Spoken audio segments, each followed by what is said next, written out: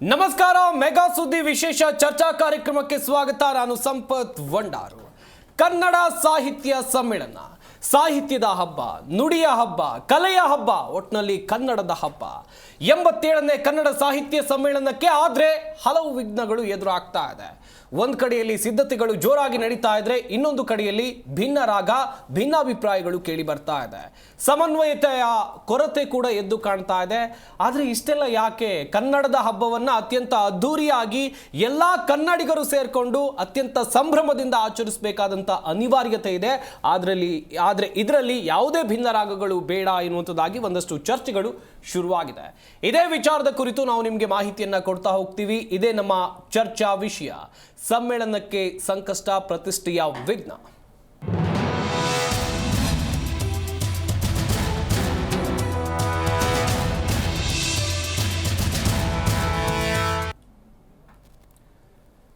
ಕನ್ನಡ ಸಾಹಿತ್ಯ ಸಮ್ಮೇಳನ ತಯಾರಿಗಳು ಜೋರಾಗಿ ನಡೀತಾ ಇದೆ. ಆದರೆ ಭಿನ್ನ ರಾಗ ಅಂತ ನಾನು ಹೇಳ್ತಾ ಇದ್ದೆ, ಭಿನ್ನ ರಾಗಗಳು ಶುರುವಾಗಿದೆ.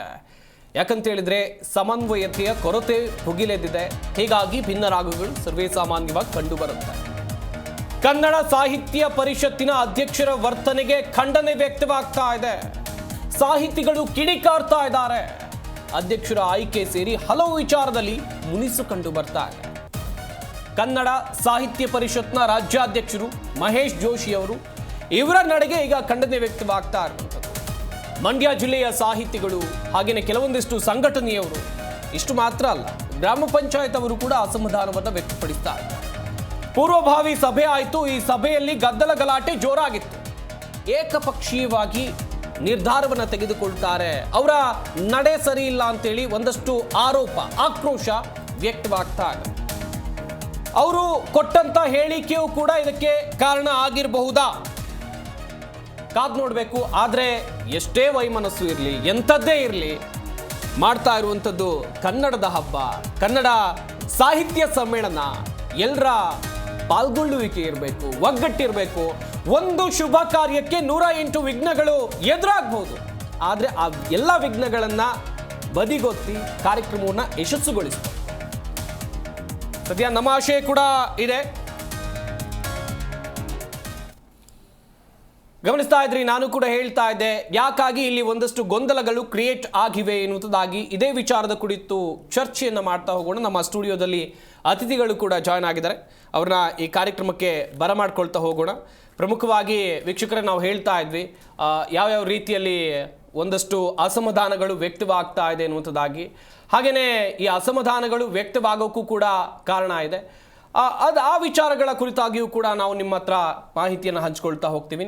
ಹಾಗೆಯೇ ನಮ್ಮ ಸ್ಟುಡಿಯೋದಲ್ಲಿ ಜಾಯ್ನ್ ಆಗಿರುವಂಥ ಎಲ್ಲ ಅತಿಥಿಗಳನ್ನು ಕೂಡ ನಮ್ಮ ಈ ಕಾರ್ಯಕ್ರಮಕ್ಕೆ ಬರಮಾಡ್ಕೊಳ್ತಾ ಇದ್ದೀನಿ. ಮೊದಲನೇದಾಗಿ ಡಾಕ್ಟರ್ RA ಪ್ರಸಾದ್, ಕನ್ನಡ ಪರ ಚಿಂತಕರು ನಮ್ಮ ಈ ಕಾರ್ಯಕ್ರಮದಲ್ಲಿದ್ದಾರೆ. ಸರ್ ನಮಸ್ಕಾರ, ಕಾರ್ಯಕ್ರಮಕ್ಕೆ ಸ್ವಾಗತ. ಹಾಗೆಯೇ ಡಾಕ್ಟರ್ ರವಿ ಶೆಟ್ಟಿ ಬೈಂದೂರು, ಕನ್ನಡ ಪರ ಹೋರಾಟಗಾರರು. ಸರ್ ನಮಸ್ಕಾರ, ಕಾರ್ಯಕ್ರಮಕ್ಕೆ ಸ್ವಾಗತ. ಪ್ರಮುಖವಾಗಿ P. ಕೃಷ್ಣೇಗೌಡ, ರಾಜ್ಯಾಧ್ಯಕ್ಷರು, ಕರವೇ ಸ್ವಾಭಿಮಾನಿ ಬಣ. ಸರ್ ನಮಸ್ಕಾರ, ಕಾರ್ಯಕ್ರಮಕ್ಕೆ ಸ್ವಾಗತ. ಸರ್, ನಿಮ್ಮಿಂದಲೇ ಆರಂಭಿಸ್ತಾ ಹೋಗ್ತೀನಿ. ಒಂದು ಶುಭ ಕಾರ್ಯ, ನಾನು ಆಗಲೇ ಹೇಳಿದೆ, ಒಂದು ಶುಭ ಕಾರ್ಯ ಮಾಡುವ ಸಂದರ್ಭದಲ್ಲಿ 108 ವಿಘ್ನಗಳು ಬರಬಹುದು ಸರ್. ಆ ಎಲ್ಲ ವಿಘ್ನಗಳನ್ನು ಬದಿಗೊತ್ತಿ ಒಂದು ಕಾರ್ಯಕ್ರಮವನ್ನು ಎಲ್ಲರೂ ಒಂದೇ ಮನಸ್ಸಿನಿಂದ ಏನೇ ಬರಲಿ ನಾವು ಎದುರಿಸ್ತೀವಿ ಎನ್ನುವಂಥದ್ದಾಗಿ ಮಾಡ್ಕೊಂಡು ಹೋದರೆ ಆ ಕಾರ್ಯಕ್ರಮ ಯಶಸ್ಸು ಸಿಗುತ್ತೆ ಆ ಕಾರ್ಯಕ್ರಮಕ್ಕೆ. ಈಗ ಆಗ್ತಾ ಇರುವಂಥ ಭಿನ್ನಾಭಿಪ್ರಾಯಗಳ ಕುರಿತು ನಿಮ್ಮ ಅನಿಸಿಕೆ ಸರ್? ನೋಡಿ, ಇದು ಇವತ್ತಿಂದಲ್ಲ ಭಿನ್ನಾಭಿಪ್ರಾಯ. ಜೋಶಿಯರ್ ಬಂದಾಗಿಂದನೂ ಕೂಡ ಇದೊಂದು ರೀತಿಲಿ ಎಮ್ಮರವಾಗಿ ಬೆಳೀತಾ ಹೋಗ್ತಾ ಇದೆ. ಒಂದು, ಜೋಶಿಯರ್ಗೆ ಅವ್ರು ಮೂಲತಃ ಇದ್ದಂಥದ್ದು ದೂರದರ್ಶನದಲ್ಲಿ. ಅವರು ಮೂಲತಃ ಸಾಹಿತ್ಯ ಲೋಕದಿಂದ ಬಂದಂಥವ್ರಲ್ಲ. ಅವರು ಒಂದು ಉದ್ಯೋಗದಲ್ಲಿದ್ದು, ಉದ್ಯೋಗದಿಂದ ಒಂದಿಷ್ಟು ಇದನ್ನ ರೂಢಿಸ್ಕೊಂಡು ಸಾಹಿತ್ಯ ಪರಿಷತ್ತಿಗೆ ಬಂದಂಥದ್ದವರು. ಇವತ್ತೇನಾಗಿದೆ, ನಿವೃತ್ತಿ ಆದಮೇಲೆ ಇವತ್ತು ಬೇರೆ ಬೇರೆ ರಂಗಗಳನ್ನ ಹುಡ್ಕೊಳ್ತಕ್ಕಂಥದ್ದು ನಾವು ನೋಡ್ತಾ ಇದ್ದೇವೆ. ಅದೇ ರೀತಿ ಜೋಶಿಯರು ಕೂಡ ಇದನ್ನು ಹುಡ್ಕೊಂಡು ಇಲ್ಲಿ ಬಂದಂಥದ್ದು. ಮತ್ತು ಹಾವೇರಿಲಿ ಒಂದು ಸಮ್ಮೇಳನ ನಡೀತು, ಅಲ್ಲೂ ಕೂಡ ಸಾಕಷ್ಟು ಗೊಂದಲಗಳಾಯಿತು, ನಮಗೆ ಗೊತ್ತಿದೆ. ಅಲ್ಲಿ ಗಲಾಟಿನೂ ಆಯಿತು. ನಮ್ಮ ಕಾರ್ಯಕರ್ತರು ಸಾಕಷ್ಟು ಸಭೆಗಳಲ್ಲಿ, ಯಾಕೆಂದರೆ ನೀವು ಹೇಳ್ದಾಗೆ ಸರ್ವಾಧಿಕಾರಿ ಧೋರಣೆ ಯಾರಿಗೂ ಕೂಡ ಒಳ್ಳೇದಲ್ಲ. ಅಲ್ಲೂ ಕೂಡ ಅದೇ ಪ್ರದರ್ಶನ ಆಯಿತು. ಕೆಲವು ಸಾಹಿತಿಗಳಿಗೆ ಅವಮಾನ ಮಾಡ್ತಕ್ಕಂಥ ಒಂದು ವ್ಯವಸ್ಥೆ ನಡೀತಲ್ಲಿ. ಅವ್ರನ್ನ ವಿಶ್ವಾಸಕ್ಕೆ ತಗೊಳ್ಳಿಲ್ಲ, ಮತ್ತು ಅವ್ರಿಗೆ ಯಾಕೆಂದರೆ ಸಾಹಿತ್ಯ ಲೋಕದಲ್ಲಿ ಅವ್ರದ್ದೇ ಆದಂಥ ಕೊಡುಗೆಗಳಿರ್ತದೆ. ಆ ಕೊಡುಗೆಗಳ ಆಧಾರದ ಮೇಲೆ ಇವರು ಅವರವರಿಗೆ ಒಂದು ವ್ಯವಸ್ಥೆ ನಿರ್ಮಾಣ ಮಾಡಬೇಕಾಯ್ತು, ಮಾಡಲಿಲ್ಲ. ಇಲ್ಲಿ ಏನಾಗ್ತದೆ, ಈ ಸರ್ವಾಧಿಕಾರಿ ಧೋರಣೆ ಯಾವಾಗ ಬರ್ತದೆ ಅಂದರೆ, ಇವತ್ತು ಈ ಒಂದು ಸರ್ಕಾರದ ಒಂದು ಏನು ಹೇಳ್ತೀವಿ ನಾವು ಅಂದರೆ ಒಂದು ಏಜೆಂಟ್ರ ಥರ ಕೆಲಸ ಮಾಡ್ತಕ್ಕಂಥ ವ್ಯವಸ್ಥೆ ಸಾಹಿತ್ಯ ಪರಿಷತ್ನಲ್ಲಿ ನಡೀತಾ ಇದೆ. ಇವತ್ತು ಅಧ್ಯಕ್ಷರು ಕೂಡ ಅದರಿಂದ ಏನು ಹೊರತುಪಡಿಸಿ ಏನಿಲ್ಲ. ಯಾಕೆಂದರೆ ಸಮ್ಮೇಳನಕ್ಕೆ ರಾಜ್ಯ ಸರ್ಕಾರದಿಂದ ಹಣ ಬೇಕು. ಅದನ್ನು ಪಡ್ಕೊಳ್ಳಿಕ್ಕೆ ಮತ್ತು ಅದರಲ್ಲಿ ಎಷ್ಟು ಹಣ ನಾವು ಆ ಸಮ್ಮೇಳನದ ಉದ್ದೇಶದಲ್ಲಿ ನಾವು ಎಷ್ಟು ಹಣ ಲೂಟಿ ಹೊಡಿಬೋದು ಅಂಥದ್ದು ಕೂಡ ಇವತ್ತು ನಾವು ಕಣ್ಣಾರೆ ಕಾಣ್ತಾ ಇದ್ದೇವೆ. ಅದಕ್ಕೆ ಸಾಕಷ್ಟು ಲೆಕ್ಕಗಳು, ತಪ್ಪು ಲೆಕ್ಕಗಳು ಕೊಟ್ಟಿರ್ತಕ್ಕಂಥದ್ದು ಕೂಡ ನಮ್ಮ ಕಣ್ಮುಂದೆ ಇದ್ದಾವೆ. ಇಂಥ ಪರಿಸ್ಥಿತಿಯಲ್ಲಿ ಇವ್ರನ್ನ ಸಾಹಿತ್ಯ ಪರಿಷತ್ ಅಧ್ಯಕ್ಷರು ಅಂತ ನಾವು ಕರೆಯೋದು ಅಂತಕ್ಕಂಥದ್ದು ಕೂಡ ನಮಗೊಂದು ಕಾಡ್ತಾ ಇದೆ. ಜನರಲ್ಲಿ ಒಂದು ಚರ್ಚೆ ಆಗ್ತಾ ಇದೆ. ಈ ಜೋಶಿಯವರು ಈ ಬಂದ ಮೇಲೆ ಕನ್ನಡದ ವಿಚಾರದಲ್ಲಿ ಎಲ್ಲಾದರೂ ನೀವು ಧ್ವನಿಯಾಗಿರ್ತಕ್ಕಂಥದ್ದು ನೀವು ಎಲ್ಲಾದರೂ ಕಾಣ್ಲಿಕ್ಕಾಗ್ತದ? ಇವತ್ತು 60-40 ಭಾಗ ಕನ್ನಡಿಗರಿಗೆ ಉದ್ಯೋಗ ಕೊಡಬೇಕು ಅಂತೇಳಿ ಸರ್ಕಾರ ಒಂದು ನಿರ್ಣಯ ಕೈಗೊಳ್ತು. ಅದು ಯಾರೋ ಮಾತಾಡಿದ್ಲು ಅಂತ ಹೇಳಿ ದಿಢೀರಂತ ಬೆಳಿಗ್ಗೆ ಘೋಷಣೆ ಮಾಡಿ ಸಾಯಂಕಾಲ ಖಾಲಿ ಅದನ್ನು ವಾಪಸ್ ತಗೊಳ್ಳುವಂಥ ವ್ಯವಸ್ಥೆ ಆಯಿತು. ಸಾಹಿತ್ಯ ಪರಿಷತ್ ಎಲ್ಲಾದರೂ ಧ್ವನಿ ಆಯ್ತಾ? ಅಂದರೆ ನೀವು ಬರೀ ಉತ್ಸವಗಳು ಮಾಡಲಿಕ್ಕೆ ಸಾಹಿತ್ಯ ಪರಿಷತ್ ಅಧ್ಯಕ್ಷರಾಗಿ ಬಂದಿದ್ದೀರಾ? ಇಲ್ಲಿ ಸಾಹಿತ್ಯ ಪರಿಷತ್ ಜವಾಬ್ದಾರಿನೇ ಗೊತ್ತಿಲ್ಲದೆ ನೀವು ಆ ಸ್ಥಾನದಲ್ಲಿ ಹೆಂಗೆ ಮುಂದುವರಿತೀರಿ ಅಂತಕ್ಕಂಥದ್ದು ನಮ್ಮ ಪ್ರಶ್ನೆ ಆಗಿದೆ. ಮತ್ತೆ ಸಾಲದಕ್ಕೆ ಇವತ್ತು ಕನ್ನಡಿಗರ ಸ್ಥಿತಿ ಯಾವ ರೀತಿ ಇದೆ ಅಂದರೆ, ಉದ್ಯೋಗದಲ್ಲಿ ಹೋರಾಟಗಳಾಗಬೇಕಾಗಿದೆ. ಗಡಿ ಭಾಗದ ಕನ್ನಡ ಶಾಲೆಗಳು ಇವತ್ತು ಮುಚ್ತಾ ಹೋಗ್ತಾ ಇದ್ದಾವೆ. ಅಲ್ಲಿರ್ತಕ್ಕಂಥ ಪರಿಸ್ಥಿತಿನ ಯಾರೂ ಕೂಡ ಅವಲೋಕನ ಮಾಡ್ತಕ್ಕಂಥ ಒಂದು ಪರಿಸ್ಥಿತಿ ಇಲ್ಲ. ಕನ್ನಡ ಅಂತ ಬಂದಾಗ ಇವರು ಸರ್ಕಾರದ ಬರ್ತಕ್ಕಂಥ ಅನುದಾನಗಳನ್ನ ತಗೊಂಡು ಉತ್ಸವಗಳನ್ನು ಮಾಡಿದ ಕ್ಷಣಕ್ಕೆ ಕನ್ನಡ ಉದ್ಧಾರ ಆಗೋದಿಲ್ಲ, ಮತ್ತೆ ಕನ್ನಡಿಗರ ಬದುಕು ಕೂಡ ಹಸ್ನಾಗಲ್ಲ ಅಂತಕ್ಕಂಥದ್ದು ನೀವು ಬಹಳ ಆಳವಾಗಿ ತಿಳ್ಕೊಳ್ಬೇಕಾಗ್ತದೆ. ಯಾಕೆಂದ್ರೆ ಇದು ಹಿಂಗೆ ಮುಂದುವರೆದ್ರೆ ಜೋಶಿಯವರ ವಿರುದ್ಧವಾಗಿ ನಾವು ನಿನ್ನೆ ಕೊಪ್ಪಳಕ್ಕೆ ಹೋದಾಗಲೂ ಕೂಡ ಒಂದು ಎಚ್ಚರಿಕೆಯನ್ನು ಕೊಟ್ಟಿದ್ದೀವಿ. ಇಲ್ಲಿ ತಾಲೂಕು ಸಾಹಿತ್ಯ ಪರಿಷತ್ ಅವ್ರಿಗೆ, ನೀವು ಸಾಹಿತ್ಯ ಪರಿಷತ್ನವರು ಒಂದು ರಾಜಕೀಯದ ಕೈಗೊಂಬೆಯಾಗಿ ನೀವು ಕೂಡ ಜನಪ್ರತಿನಿಧಿಗಳ ತರ ನಡ್ಕೊಳ್ತಕ್ಕಂಥದ್ದು. ತಾಲೂಕು ಮಟ್ಟದಲ್ಲಿ ಉತ್ಸವ ಮಾಡ್ತೀರಿ, ಅಲ್ಲಿ ಆಡಳಿತದಲ್ಲಿ ದುಡ್ಡು, ಮತ್ತೆ ಜಿಲ್ಲಾ ಮಟ್ಟದಲ್ಲಿ ಮಾಡ್ತೀರಿ, ಸರ್ಕಾರದ ಆಡಳಿತದಲ್ಲೂ ದುಡ್ಡು. ಅಂದ್ರೆ ನೀವು ಉತ್ಸವಗಳಿಗೆ ಅಷ್ಟೇ ಸೀಮಿತ ಆದ್ರೆ ಸಾಹಿತ್ಯ ಪರಿಷತ್ತು ಮತ್ತೆ ಈ ರಾಜ್ಯದಲ್ಲಿ ಸಾಹಿತ್ಯ ಪರಿಷತ್ ಜವಾಬ್ದಾರಿ ನಿಮಗೆ ಹೇಳ್ಕೊಡ್ಬೇಕಾಗ್ತದಲ್ಲ. ಸಾಹಿತ್ಯ ಪರಿಷತ್ತಲ್ಲಿ ಏನೇನು ನೀವು ನಿರ್ವಹಿಸಬೇಕು ಅಂತ ಕೂಡ ಕನ್ನಡ ಸಂಘಟನೆಗಳು ಪ್ರಾಮಾಣಿಕವಾಗಿರ್ತಕ್ಕಂಥವು ನಿಮ್ಮನ್ನು ಪ್ರಶ್ನೆ ಮಾಡ್ತಕ್ಕಂಥ ಒಂದು ಗಟ್ಟಿತನವನ್ನ ಪ್ರದರ್ಶನ ಮಾಡಲೇಬೇಕಾದಂಥ ಪರಿಸ್ಥಿತಿ ನಿರ್ಮಾಣ ಮಾಡ್ಕೊಂಡಿದ್ದೀರಿ. ಇವಾಗ ಮಂಡ್ಯದಲ್ಲಿ ಎಲ್ಲ ಕಡೆ ಆಡ್ದಂಗೆ ಹಾವೇರಿ ಆಡ್ದಂಗೆ ಮಾಡಕ್ ಹೋದ್ರೆ ಮಂಡ್ಯ ಜನರು ನೀವು ಅನ್ಕೊಂಡ್ರೆ ಸುಲಭ ಅಲ್ಲ. ಪ್ರತಿ ಹಳ್ಳಿಯಲ್ಲೂ ಕೂಡ ಪ್ರಶ್ನೆ ಮಾಡ್ತಕ್ಕಂಥ ಮನಸ್ಸುಗಳು ಉಟ್ಕೊಳ್ತವೆ. ನೀವು ಎಚ್ಚರಿಕೆಯಿಂದ ಹೆಜ್ಜೆ ಇಡಬೇಕು. ಮಂಡ್ಯದಲ್ಲಿ ವಿಶೇಷವಾಗಿ ಸಾಹಿತ್ಯ ಪರಿಷತ್ತಲ್ಲಿ ನೀವು ಇಷ್ಟೆಲ್ಲ ಗೊಂದಲ ಮಾಡೋದಾದ್ರೆ ಉತ್ಸವಗಳನ್ನ ಸರಿಯಾಗಿ ನಡೆಸಕ್ಕಾಗದ ಮೇಲೆ ಉತ್ಸವಗಳ ಉದ್ದೇಶ ಏನು ಅಂತ ಕೂಡ ನಾವು ಪ್ರಶ್ನೆ ಮಾಡಬೇಕಾಗ್ತದೆ. ಅಸಮಾಧಾನಗಳು ಯಾಕೆ ಸೃಷ್ಟಿ ಆಗ್ತವೆ? ಈ ಹಿರಿಯ ಸಾಹಿತಿಗಳು ನೀವು ಗೌರವ ಕೊಡೋದಿಲ್ಲ ಸರಿಯಾಗಿ. ಈ ಸರ್ವಾಧಿಕಾರಿ ಧೋರಣೆ ಅಂತಕ್ಕಂಥದ್ದು ಎಲ್ಲ ಸಂದರ್ಭದಲ್ಲೂ ಪ್ರತಿಪಾದನೆ ಮಾಡ್ಕೊಂಡ್ ಬಂದಿದ್ದೀರಿ. ಮತ್ತೆ ಇವತ್ತೇನಾಗಿದೆ, ಒಂದೊಂದು ಪಕ್ಷದಲ್ಲಿ ಒಬ್ಬೊಬ್ಬ ಆಯ್ಕೆ ಆಗಿರ್ತಕ್ಕಂಥದ್ದು ನಾವು ಕಾಣ್ತೀವಿ. ಸಾಹಿತ್ಯ ಪರಿಷತ್ಗೆ ಅದೊಂದು ದೊಡ್ಡ ದುರಂತ. ಇವ್ರು ಯಾರು ಕೂಡ ಸಾಹಿತ್ಯ ಪರಿಷತ್ ಗೆದ್ದಿರ್ತಕ್ಕಂಥವ್ರು ಇವತ್ತಿನ ಕಾಲಘಟ್ಟದಲ್ಲಿ ಒಂದು ಪಕ್ಷದ ಅಡಿಯಲ್ಲಿ ಇರ್ತಕ್ಕಂಥವ್ರೆ. ಯಾರು ಕೂಡ ಸ್ವತಂತ್ರವಾಗಿ ಸಾಹಿತ್ಯ ಪರಿಷತ್ ಆಯ್ಕೆ ಆಗ್ ಬಂದಿಲ್ಲ ಅಂತಕ್ಕಂಥದ್ದನ್ನ ನೇರವಾಗಿ ಹೇಳ್ಬೇಕಾಗ್ತದೆ. ಹಾಗಾಗಿ ಸಾಹಿತ್ಯ ಪರಿಷತ್ತು ಈ ಮಂಡ್ಯ ಜನರು ಕರೆಕ್ಟ್ ಆಗಿದ್ದಾರೆ. ಈಗ ಅಪ್ಪನಿಗೆ ಬುದ್ಧಿ ಕಲಿಸಿ ಮುಂದೆ ಸಾಹಿತ್ಯ ಸಮ್ಮೇಳನಗಳಲ್ಲಿ ಹೆಂಗ್ ನಡಿಬೇಕು ಅಂತೇಳಿ ಪಾಠ ಕಲಿಸಬೇಕಾಗ್ತದೆ ಈ ಸಂದರ್ಭದಲ್ಲಿ. ಹೇಳ್ತಾ ಇದ್ರಿ ಅಲ್ಲಿರುವಂತ ಸಮಸ್ಯೆ ಬಗ್ಗೆ. ಶೆಟ್ರೆ, ಇನ್ನೊಂದು ಕಡೆಯಲ್ಲಿ ಕಲೆ, ಸಂಸ್ಕೃತಿ, ಸಂಗೀತದ ಅನಾವರಣ ಆಗ್ಬೇಕಾಗಿರುವಂತ ಕಾರ್ಯಕ್ರಮ, ಆದ್ರೆ ಭಿನ್ನಾಭಿಪ್ರಾಯಗಳು ಭುಗಿಲೆದ್ದಿವೆ. ಈ ಎಲ್ಲ ಜಟಾಪಟಿಯನ್ನು ನೋಡ್ತಾ ಇದ್ದಾಗ ನಿಮ್ಗೆ ಏನು ಅನಿಸ್ತು ಅಂತೇಳಿ? ಸರ್, ಮೊದಲೇ ನೇರವಾಗಿ ಹೇಳಬೇಕು ಅಂತ ಹೇಳಿದರೆ, ಕನ್ನಡ ಸಾಹಿತ್ಯ ಪರಿಷತ್ತಿನಿಂದ ಏನಾಗಿದೆ, ಏನಕ್ಕೆ ಅದು ಬರುತ್ತೆ ಅನ್ನೋದೊಂದು ನಾವು ಪ್ರಶ್ನೆಯನ್ನು ಮಾಡಬೇಕಾಗ್ತದೆ. ಹಿಂದೆ ಒಂದು ದಿನ ಉತ್ತಮ ಉದ್ದೇಶದಿಂದ ಹುಟ್ಟುಕೊಂಡಂಥ ಕನ್ನಡ ಸಾಹಿತ್ಯ ಪರಿಷತ್ತು ಇವತ್ತು ರಾಜಕೀಯದ ಕೈಗೊಂಬೆ ಆಗಿದೆ. ಅಲ್ಲಿಯ ನಮ್ಮ ಅಧ್ಯಕ್ಷರು ಹೇಳಿದಾಗೆ ರಾಜಕೀಯದ ಕೈಗೊಂಬೆ ಆಗಿ ಅದರ ಮೂಲ ಉದ್ದೇಶವನ್ನು ಸಂಪೂರ್ಣ ಮಾಡ್ತಿದೆ. ಈಗ ನಾವು ಸಾಹಿತ್ಯದ ಬಗ್ಗೆ ಮಾತಾಡೋಕ್ಕಿಂತ ಮೊದಲು ಇಲ್ಲಿ ಬುಡನೇ ಸರಿ ಇಲ್ಲದಿದ್ದಾಗ ಸಾಹಿತ್ಯದ ಬಗ್ಗೆ ಮಾತಾಡೋಕ್ಕಾಗಲ್ಲ. ಯಾಕಂದ್ರೆ ಸಾಹಿತ್ಯಕ್ಕೆ ರೀಚ್ ಆಗಬೇಕಾದ ಜಾಗಕ್ಕೆ ಅವ್ರು ಇನ್ನೂ ರೀಚ್ ಆಗಿಲ್ಲ. ಇವತ್ತು ಅವರಲ್ಲಿ ಏನಾಗಿದೆ ಅಂತ ಹೇಳಿದರೆ ಒಂಥರ ಸ್ವಾರ್ಥ ರಾಜಕಾರಣ ಆದಂಗೆ ಆಗೋಗ್ಬಿಟ್ಟಿದೆ. ಈ ಸ್ವಾರ್ಥ ರಾಜಕಾರಣದಲ್ಲಿ ಹೇಗೆ ಆಗಿದೆಯೋ ಅದೇ ರೀತಿ ನಮ್ಮ ಕನ್ನಡ ಸಾಹಿತ್ಯ ಪರಿಷತ್ತು ಈ ಒಂದು ಮಟ್ಟದಲ್ಲಿ ಬಂದಿರೋದಿದೆಯಲ್ಲ, ನಾನು ಕೇಳೋದಂತ ಹೇಳಿದರೆ ಇವಾಗಿನ ಉದ್ದೇಶಕ್ಕೆ ಎಷ್ಟು ಕಡೆ ಕೇಸ್ ಹಾಕ್ಸ್ಕೊಂಡಿದ್ದಾರೆ. ಇವತ್ತು ಹೋರಾಟಗಾರರು ನಮ್ಮ ಮೇಲೆ ಎಷ್ಟೆಷ್ಟು ಕೇಸ್ ಇದೆ ಅಂತ ಹೇಳ್ಬಿಟ್ಟು ಸ್ಟೇಷನಲ್ಲಿ ಹೋಗಿ ನೋಡಿದರೆ ಗೊತ್ತಾಗ್ತದೆ. ಇವರು ಎಷ್ಟು ಕೇಸ್ ಹಾಕ್ಸ್ಕೊಂಡಿದ್ದಾರೆ, ಇವರ ಸಾಧನೆ ಏನು ಇದೆ? ಸಾಹಿತ್ಯ ಸಮ್ಮೇಳನಗಳನ್ನ ಮಾಡೋದು, ಅವ್ರನ್ನ ತಂದು ಕರ್ಕೊಬಂದು ಸನ್ಮಾನ ಮಾಡೋದು, ಅಲ್ಲಿ ಒಂದಿಷ್ಟು ದುಡ್ಡು ಮಾಡೋದು, ಇದು ಮಾಡೋದು, ಇದೇ ಇವರ ಸಾಧನೆನ? ಇದಕ್ಕೆ ಅದು ಯಾಕೆ ಕನ್ನಡ ಸಾಹಿತ್ಯ ಪರಿಷತ್ತಿಗೆ ಬೀಗ ಹಾಕಿ? ಕನ್ನಡ ಸಾಹಿತ್ಯ ಪರಿಷತ್ ಬೇಡ, ಯಾಕಂದ್ರೆ ಅದರ ಕೊಡುಗೆ ಶೂನ್ಯ ಇದೆ. ಇನ್ನೊಂದು ಕಾಲದಲ್ಲಿ ಬಹಳ ಅದ್ಭುತವಾಗಿ ಮೂಡಿ ಬಂದಂಥ ಒಂದು ಸಂಸ್ಥೆ ಅದು. ಆದರೆ ಇವತ್ತಿನ ಕಾಲಘಟ್ಟದಲ್ಲಿ ಏನಾಗಿದೆ, ಅದು ಸಂಪೂರ್ಣವಾಗಿ ರಾಜಕೀಯಮಯವಾಗಿದೆ. ಸಂಪೂರ್ಣವಾಗಿ ರಾಜಕೀಯಮಯ ಆಗಿ ಅದರ ಮೂಲ ಉದ್ದೇಶಗಳು ಸಾಹಿತ್ಯಗಳು ನಡಿಬೇಕಾಗಿತ್ತು, ಸಂಸ್ಕೃತಿಗಳು ನಡಿಬೇಕಿತ್ತು, ಕವಿಗಳನ್ನು ಗೌರವಿಸಬೇಕಿತ್ತು. ಇಲ್ಲ, ಹಾಗಲ್ಲ. ಯಾರಿಗೆ ರಾಜಕಾರಣಿಗಳಿಗೆ ಬಕೀಟ್ ಹಿಡಿತಾರೋ ಅವರಿಂದ ಉದ್ಘಾಟನೆಯನ್ನು ಮಾಡಿಸುವಂಥ ಕೆಲಸ ಮಾಡ್ತಾರೆ. ಎಲ್ಲಿ ಯಾವ ಹೋರಾಟಗಾರನಿಂದ ಉದ್ಘಾಟನೆ ಮಾಡಿಸಿದ್ದಾರೆ, ಯಾವ ಹೋರಾಟಗಾರನ ಸನ್ಮಾನಿಸಿದ್ದಾರೆ, ಯಾವ ಹೋರಾಟಗಾರನ ಗೌರವ ಕೊಡುವಂಥ ಕೆಲಸ ಮಾಡಿದ್ದಾರೆ. ಎಲ್ಲಿ ಬಕೀಟು ಸಂಸ್ಕೃತಿ ನಡೀತದೋ, ಎಲ್ಲಿ ಬಕೀಟ್ ಹಿಡ್ಕೊಂಡು ಯಾರ್ಯಾರಿಗೆ ಇದು ಮಾಡ್ತಾರೋ ಅವ್ರಿಗೆ ಮಾಡ್ತಾ ಇದ್ದಾರೆ. ಅದು ಅಲ್ಲದೆ ಇವತ್ತದು ಸಂಪೂರ್ಣವಾಗಿ ಉದ್ಯಮ ಆಗಿದೆ ಅನ್ನೋದಕ್ಕೆ ಕಾರಣ ಅಂತ ಹೇಳಿದ್ರೆ ನಮ್ಮ ಮಹೇಶ್ ಜೋಶಿ ಅವರು ಉದ್ಯಮಿಗಳು, ಒಂದು ಹಂತದ ಉದ್ಯಮಿಗಳು, ಅವರು ಸಾಹಿತಿಗಳಲ್ಲ. ಆ ಸ್ಥಾನಕ್ಕೆ ಅವ್ರನ್ನ ಯಾವತ್ತು ತಂದು ಕೂರಿಸಿದ್ರೋ ನಾವೆಲ್ಲ ಒಂಥರ ಬದಲಾವಣೆ ಮಾಡಿದ್ವಿ. ಯಾಕಂದ್ರೆ ಅವರು ಚಂದನ ವಾಹಿನಿಯಲ್ಲಿರುವಾಗ, ಅವರು ದೂರದರ್ಶನದಲ್ಲಿರುವಾಗ ಬಹಳ ಅದ್ಭುತವಾಗಿ ಇದ್ದು ನೋಡಿ, ಇಲ್ಲೇನೋ ಒಂದು ಬದಲಾವಣೆ ಮಾಡ್ತಾರಂತ. ಸತ್ಯವಾಗೂ ಬದಲಾವಣೆ ಮಾಡಿದ್ರು. ಯಾವುದಂದ್ರೆ ಒಳ್ಳೇದಲ್ಲ. ಈ ಭಿನ್ನಮತಗಳು ಸೃಷ್ಟಿ ಆಗಲಿಕ್ಕೆ, ಏಕ ನಿರ್ಧಾರ ತಗೊಳ್ಳಿಕ್ಕೆ, ಇದಕ್ಕೆ ಅವರು ಹೆಸರುವಾಸಿ ಆಗಿದ್ರು ವಿನಃ ಅವ್ರನ್ನ ಏನು ನಾವು ದೂರದರ್ಶನದಲ್ಲಿ ನೋಡಿದ್ವೋ, ಅವರ ಪ್ರಾಬಲ್ಯತೆಯನ್ನು ನೋಡಿದ್ವೋ, ಅದನ್ನ ಇದಕ್ಕೆ ಕೊಡೋದ್ರಲ್ಲಿ ಅವರು ಖಂಡಿತವಾಗಿ ವಿಫಲರಾಗಿದ್ದಾರೆ. ನನ್ನ ಅನಿಸಿಕೆ ಪ್ರಕಾರ ಸರ್ಕಾರ ತಕ್ಷಣ ಎಚ್ಚೆತ್ತುಕೊಂಡು ಈ ಕನ್ನಡ ಸಾಹಿತ್ಯ ಪರಿಷತ್ತನ್ನು ಬಂದ್ ಮಾಡೋದು ಒಳ್ಳೆಯದು.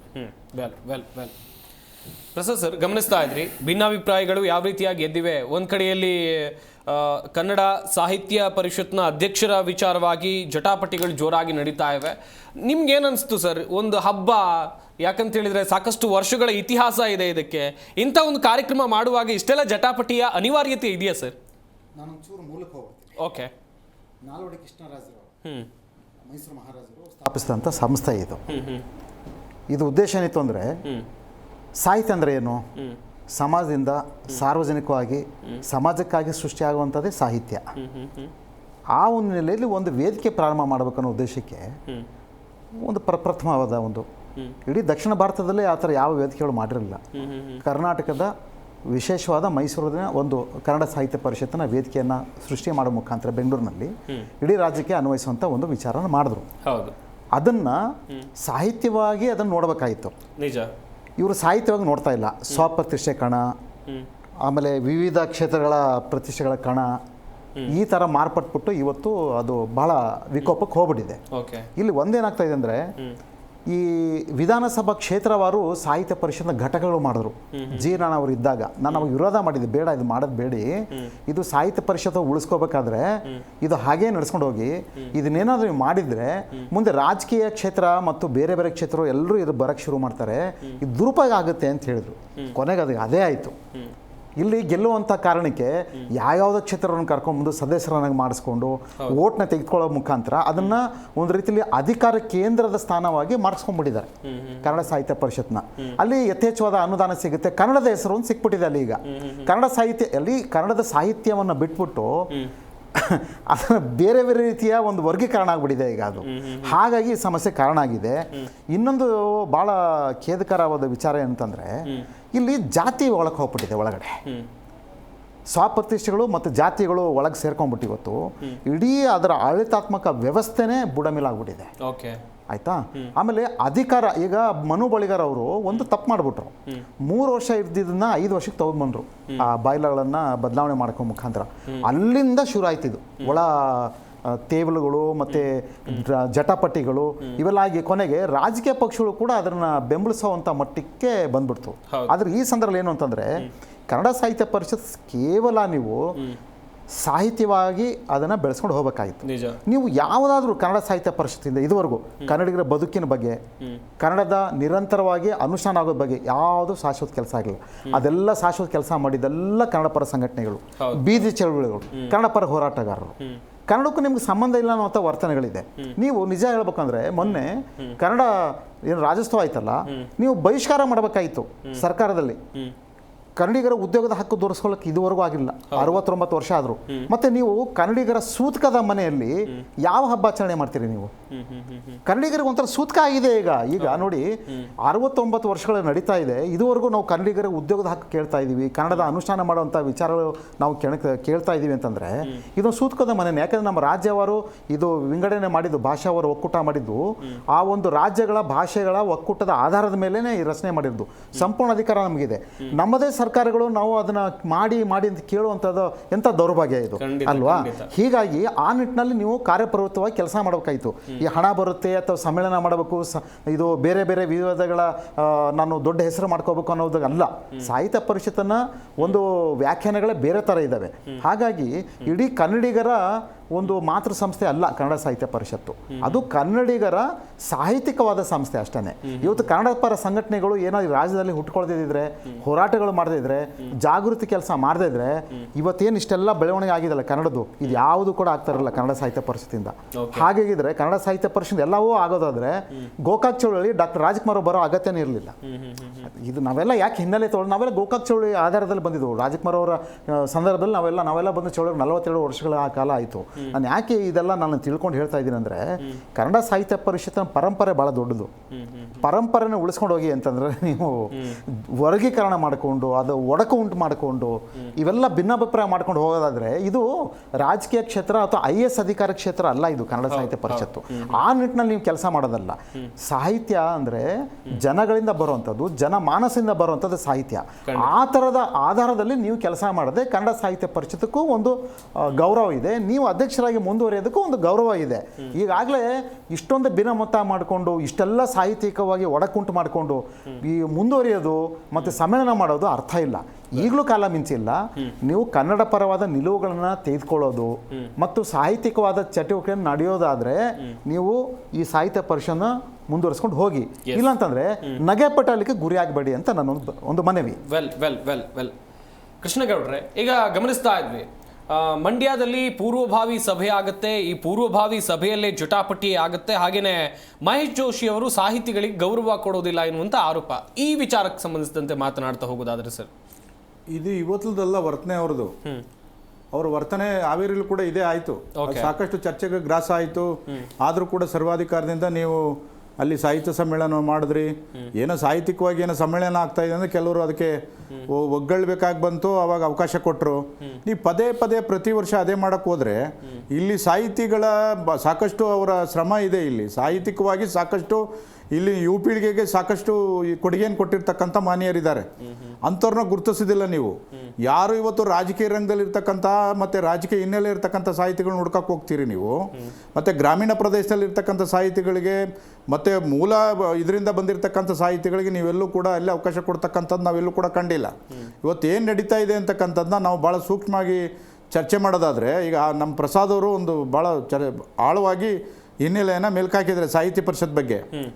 ಇವತ್ತು ಅವರು ಸಾಹಿತ್ಯಿಕವಾಗಿ ಮತ್ತು ಕನ್ನಡದ ಒಂದು ಸಾಕಷ್ಟು ಸಂಸ್ಥೆನೇ ನಡೆಸಿ ಸಾಕಷ್ಟು ಕಟ್ಟಕಡೆ ಜನರಿಗೆ, ಬಡ ಮಕ್ಕಳಿಗೆ ಶಿಕ್ಷಣ ಕೊಡಿಸುವಂಥದ್ದು, ಗಣಕಯಂತ್ರಗಳ ತರಬೇತಿ ಕೊಡ್ತಕ್ಕಂಥ ಕೆಲಸ ಮಾಡ್ತದೆ. ಅವ್ರಿಗೆ ಅನುದಾನಗಳು ಸಿಕ್ಕಲ್ಲ. ಮತ್ತು ಸಾಹಿತ್ಯಿಕವಾಗಿ ಇವತ್ತು ಸಾಕಷ್ಟು ಜನರು ಸಂಸ್ಕೃತಿ ಇಲಾಖೆಯಲ್ಲಿ ಸಾಹಿತಿಗಳಿಗಿರ್ಬೋದು ಮತ್ತು ಕೆಲವು ಕಲಾವಿದರಿಗೆ ಹಣ ಬಿಡುಗಡೆ ಆಗಿಲ್ಲ. ಇಲ್ಲೂ ಚರ್ಚೆ ಆಯಿತು ಹಿಂದೆ ಒಂದು ಇದೇ ಡಿಬೇಟಲ್ಲಿ. ಇವತ್ತು ಅಲ್ಲಿ ಹಣ ಕೊಡ್ತಾ ಇಲ್ಲ ಅವ್ರಿಗೆ. ಸಾಹಿತ್ಯ ಸಮ್ಮೇಳನಕ್ಕೆ ನೀವು ಇಷ್ಟೆಲ್ಲ ಹಣ ಖರ್ಚು ಮಾಡ್ತೀರಿ ಅಂದರೆ ಮತ್ತೆ ನೀವು ಯಾವ ಉದ್ದೇಶಕ್ಕೋಸ್ಕರ ಅಂದರೆ, ನಿಮ್ಮ ಉದ್ದೇಶ ಸಾಹಿತ್ಯ ಪರಿಷತ್ ಮುಗಿದ ಮೇಲೆ ನೀನು ಯಾವುದೋ ಒಂದು ತಾಲೂಕು ಆಯ್ಕೆ ಮಾಡ್ಕೊಂಡು ರಾಜಕೀಯ ಆಗಿಗೆ ಬರ್ತೀಯ ನೀನು. ಅದು ನಮ್ಗೆ ಗೊತ್ತಿದೆ, ಸೂಚನೆಗಳು ಕಾಣ್ತಾ ಇದೆ. ನೀವು ಯಾವಾಗ ಒಂದು ಸರ್ಕಾರದ ಕೈಗೊಂಬೆ ಅಂತ ನಡ್ಕೊಳ್ತಕ್ಕಂಥದ್ದು, ಅದು ವಿಶೇಷವಾಗಿ ಸಾಹಿತಿಗಳಿಗೆ ಅವಮಾನ ಮಾಡ್ತಕ್ಕಂಥ ಒಂದು ಸಂಸ್ಥೆ ಅಲ್ಲಿ ನೀನೊಬ್ಬ ಮುಖ್ಯಸ್ಥನಾಗಿ ಈ ಥರ ಮಾಡ್ತಕ್ಕಂಥದ್ದು ಎಷ್ಟು ಮಟ್ಟಿಗೆ ಸರಿ ಜೋಶಿ ಅವರೇ? ಈ ಜಾತೀಯತೆ ಬೇರೆ ನಿಮ್ಗೆ ಗೊತ್ತಿದೆ. ಈಗ ಪ್ರಸಾದ್ ಅವರು ಅದನ್ನು ಚರ್ಚೆ ಮಾಡಿದ್ರು. ಅದೊಂದು ವಿಷ ಬೀಜ. ನೀವು ಬಂದಮೇಲೆ ಈ ಜಾತಿನ ಬೇರೆ ತಂದು ನಿಮ್ಮ ಮನಸ ಇಚ್ಛೆ ಜಾತಿನ ವಿಷಬೀಜ ಬಿತ್ತುವಂಥ ಒಂದು ವ್ಯವಸ್ಥೆ ನಡೀತಾ ಇದೆ. ಮತ್ತೆ ಸಾಹಿತ್ಯ ಸಮ್ಮೇಳನಕ್ಕೆ ಅದರದೇ ಆದಂಥ ಮೌಲ್ಯ ಇದೆ. ನೀವು ಅದನ್ನು ಬಂದು ಆಳ್ಗೆಡೋದಾದ್ರೆ ಸಾಹಿತ್ಯ ಸಮ್ಮೇಳನದ ನಾಯಕತ್ವ ವಹಿಸ್ಕೊಳ್ಳಿಕ್ಕೆ ನಿಮ್ಗೆ ಯೋಗ್ಯತೆ ಇಲ್ಲ ಅಂತಕ್ಕಂಥದ್ದನ್ನ ನೇರವಾಗಿ ಹೇಳ್ಬೇಕಾಗ್ತದೆ. ಅದ್ರ ಜೊತೆಗೆ ಇವತ್ತು ಸಾಹಿತ್ಯಿಕವಾಗಿ ಮತ್ತೆ ಸಾಹಿತ್ಯ ಪರಿಷತ್ನಲ್ಲಿ ಇವತ್ತು ಸಾಕಷ್ಟು ಸಮಸ್ಯೆಗಳಿದ್ದಾವೆ. ಇವತ್ತು ತಾಲೂಕು ಮಟ್ಟದಲ್ಲಿ ತಾಲೂಕು ಸಾಹಿತ್ಯ ಪರಿಷತ್ ಅಧ್ಯಕ್ಷರುಗಳು ನಾವು ಮೊನ್ನೆ ಅಂಗನವಾಡಿದ ಯಾವುದೋ ಕಾರವಾರ ಆಂಡೇಲಿ ಅಂತ ಬರ್ತದೆ. ಅಲ್ಲಿ ಹೋಗಿ ನಮ್ಮ ಮಹಿಳಾ ಘಟಕದವರು ಪಾಪ ಆಹಾರ ಸರಿ ಇಲ್ಲ ಅಂತ ಹೇಳಿ ಅಲ್ಲಿ ಹೋದಾಗ ಸಾಹಿತಿ ಪರಿಷತ್ ಫೋನ್ ಮಾಡ್ತಾನೆ. ಅವ್ರು ಬಹಳ ಒಳ್ಳೆಯವರು, ಅಂದ್ರೆ ನೀವೇನು ಏಜೆಂಟ್ಗಳ ಅಧಿಕಾರಿ ಸರ್ಕಾರಿ ನೌಕರರು, ಯಾಕೆಂದ್ರೆ ತಾಲೂಕು ಸಮ್ಮೇಳನ ನಡೆದಾಗ ಸರ್ಕಾರದ ಅಧಿಕಾರಿಗಳೇ ನಿಮಗೆ ದುಡ್ಡು ಕೊಡೋದು ನಮ್ಗೆ ಗೊತ್ತಿದೆ. ವರ್ಷದಲ್ಲಿ ಒಳ್ಳೆ ಬೆಳೆ ಬೆಳ್ಕೊಳ್ತೀರಿ, ಇದೊಂದು ದೊಡ್ಡ ಮಾಫಿಯಾ ಅಂತ ಕರಿಬೇಕಾಗ್ತದ. ನಿಮಗೆ ಚೀಮಾರಿ ಹಾಕ್ಬೇಕಾಗ್ತದೆ ಬಹಿರಂಗವಾಗಿ, ನಿಮಗೆಲ್ಲ ರೋಡ್ಗಳಲ್ಲಿ ಚೀಮಾರಿ ಹಾಕ್ಬೇಕಾಗ್ತದೆ ಸಾಹಿತ್ಯ ಪರಿಷತ್ಗೆ. ಹಾಗಾಗಿ ದಾಂಡೇಲಿಯನ್ನು ಫೋನ್ ಮಾಡಿ ನಮ್ಮ ಮಹಿಳಾ ಘಟಕ ಬಹಳ ಒಳ್ಳೆಯರಿದ್ದಾರೆ ಬಿಟ್ಬಿಡಿ ಅಂದೆ. ಅಂದ್ರೆ ಆಹಾರ ಸರಿ ಇಲ್ಲ ಅಂತ ಕಣ್ಣಾರ ವಿಡಿಯೋ ಎಲ್ಲ ಮಾಡ್ಕೊಂಬಂದು ನೀನು ಏಜೆಂಟ್ರ ಕೆಲಸ ಮಾಡಕ್ ಬಿಟ್ಟಿದ್ಯಾ ಇವತ್ತು ಸಾಹಿತ್ಯ ಪರಿಷತ್ಗಳು ಕೆಲವ್ರನ್ನ ಅಂತಂದ್ರೆ ನಿಮ್ಮನ್ನ ನಾವೇನಂತ ಕರಿಬೇಕು? ನೀವು ಮಧ್ಯವರ್ತಿಗಳೇ. ಸರ್ಕಾರ ಮತ್ತೆ ನಿಮ್ಮ ಮಧ್ಯೆ ಇರತಕ್ಕಂತ ಒಂದು ಒಡಂಬಡಿಕೆ ಇದೆಯಲ್ಲ, ಅದಕ್ಕೆ ನಾವು ಜೋಶಿಯವ್ರನ್ನ ಆಯ್ಕೆ ಮಾಡ್ಬೇಕಾಯ್ತಾ ಸಾಹಿತ್ಯ ಪರಿಷತ್ಗೆ?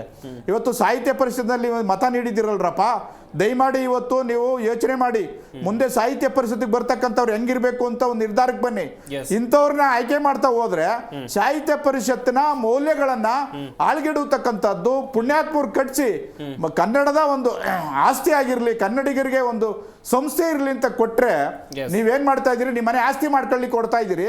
ನಾವೀ ಸುಮ್ಮನೆ ನೋಡ್ಕೊಂಡು ಕೂತ್ಕೊಳ್ಳಿಕ್ಕೆ ನಾವೇನೋ ಕಟ್ಕೊಂಡು ಕೂತಿದೀವಿ, ಬಟ್ಟೆ ಕಟ್ಟಿದೀವಿ ಅಂತ ನೀವೇನು ಅನ್ಕೋಬೇಡಿ ದಯಮಾಡಿ ಜೋಶಿ ಅವರೇ. ಹಿಂದೆ ಕಾವೇರಿಲ ಸ್ವಲ್ಪ ಸಣ್ಣ ಪುಟ್ಟಕ್ಕಾಗಿದೆ ಸಾಹಿತ್ಯ ಸಮ್ಮೇಳನ ಬಿಟ್ಟಿದೀವಿ. ಮಂಡ್ಯದಲ್ಲಿ ಅದೇ ನಡೆದ್ರೆ ನಿಮ್ಗೆ ಏನ್ ಮಾಡ್ಬೇಕು ಅದು ಮಾಡ್ತೀವಿ, ಪೂಜೆ ಮಾಡ್ತೀವಿ. ಅದಕ್ಕೆ ನೀವು ಕೂಡ ತಯಾರಾಗಿರಿ ಪಾಪ. ಬಹಳ ಶ್ರಮ ಪಡ್ತೀರಿ ಅಂತ ನಾವು ಅನ್ಕೊಂಡಿದ್ವಿ, ಬಟ್ ಆಗ್ತಾ ಇಲ್ಲ. ಇಲ್ಲಿ ಹಾಳ್ಗೆಡುತ್ತಾ ಇದೀರಿ ಸಾಹಿತ್ಯ ಪರಿಷತ್ನ. ಎಸ್ ಶೆಟ್ರೆ, ಮುಂದಿನ ಹಂತದಲ್ಲಿ ಮಾತನಾಡಿಸ್ತಾ ಹೋಗ್ತೀನಿ. ಗಮನಿಸ್ತಾ ಇರ್ಬೋದು ವೀಕ್ಷಕರೇ, 87ನೇ ಕನ್ನಡ ಸಾಹಿತ್ಯ ಸಮ್ಮೇಳನಕ್ಕೆ ಹಲವು ವಿಘ್ನಗಳು ಎದುರಾಗ್ತಾ ಇದೆ. ಯಾಕಂತ ಹೇಳಿದ್ರೆ ಅಲ್ಲಿ ಕಂಡು ಬರ್ತಾ ಇರುವಂತ ಭಿನ್ನಾಭಿಪ್ರಾಯಗಳು, ಕನ್ನಡ ಸಾಹಿತ್ಯ ಪರಿಷತ್ನ ಅಧ್ಯಕ್ಷರಾಗಿರುವಂತ ಮಹೇಶ್ ಜೋಶಿ ಅವರ ನಡೆಗೆ ಸಾಕಷ್ಟು ಖಂಡನೆ ವ್ಯಕ್ತವಾಗ್ತಾ ಇದೆ. ಕಾದ್ ನೋಡ್ಬೇಕು ಏನಾದರೂ ಸುಧಾರಿಸ್ಕೊಂಡು ಮುಂದೆ ಏನಾಗಬಹುದು ಅಂತೇಳಿ.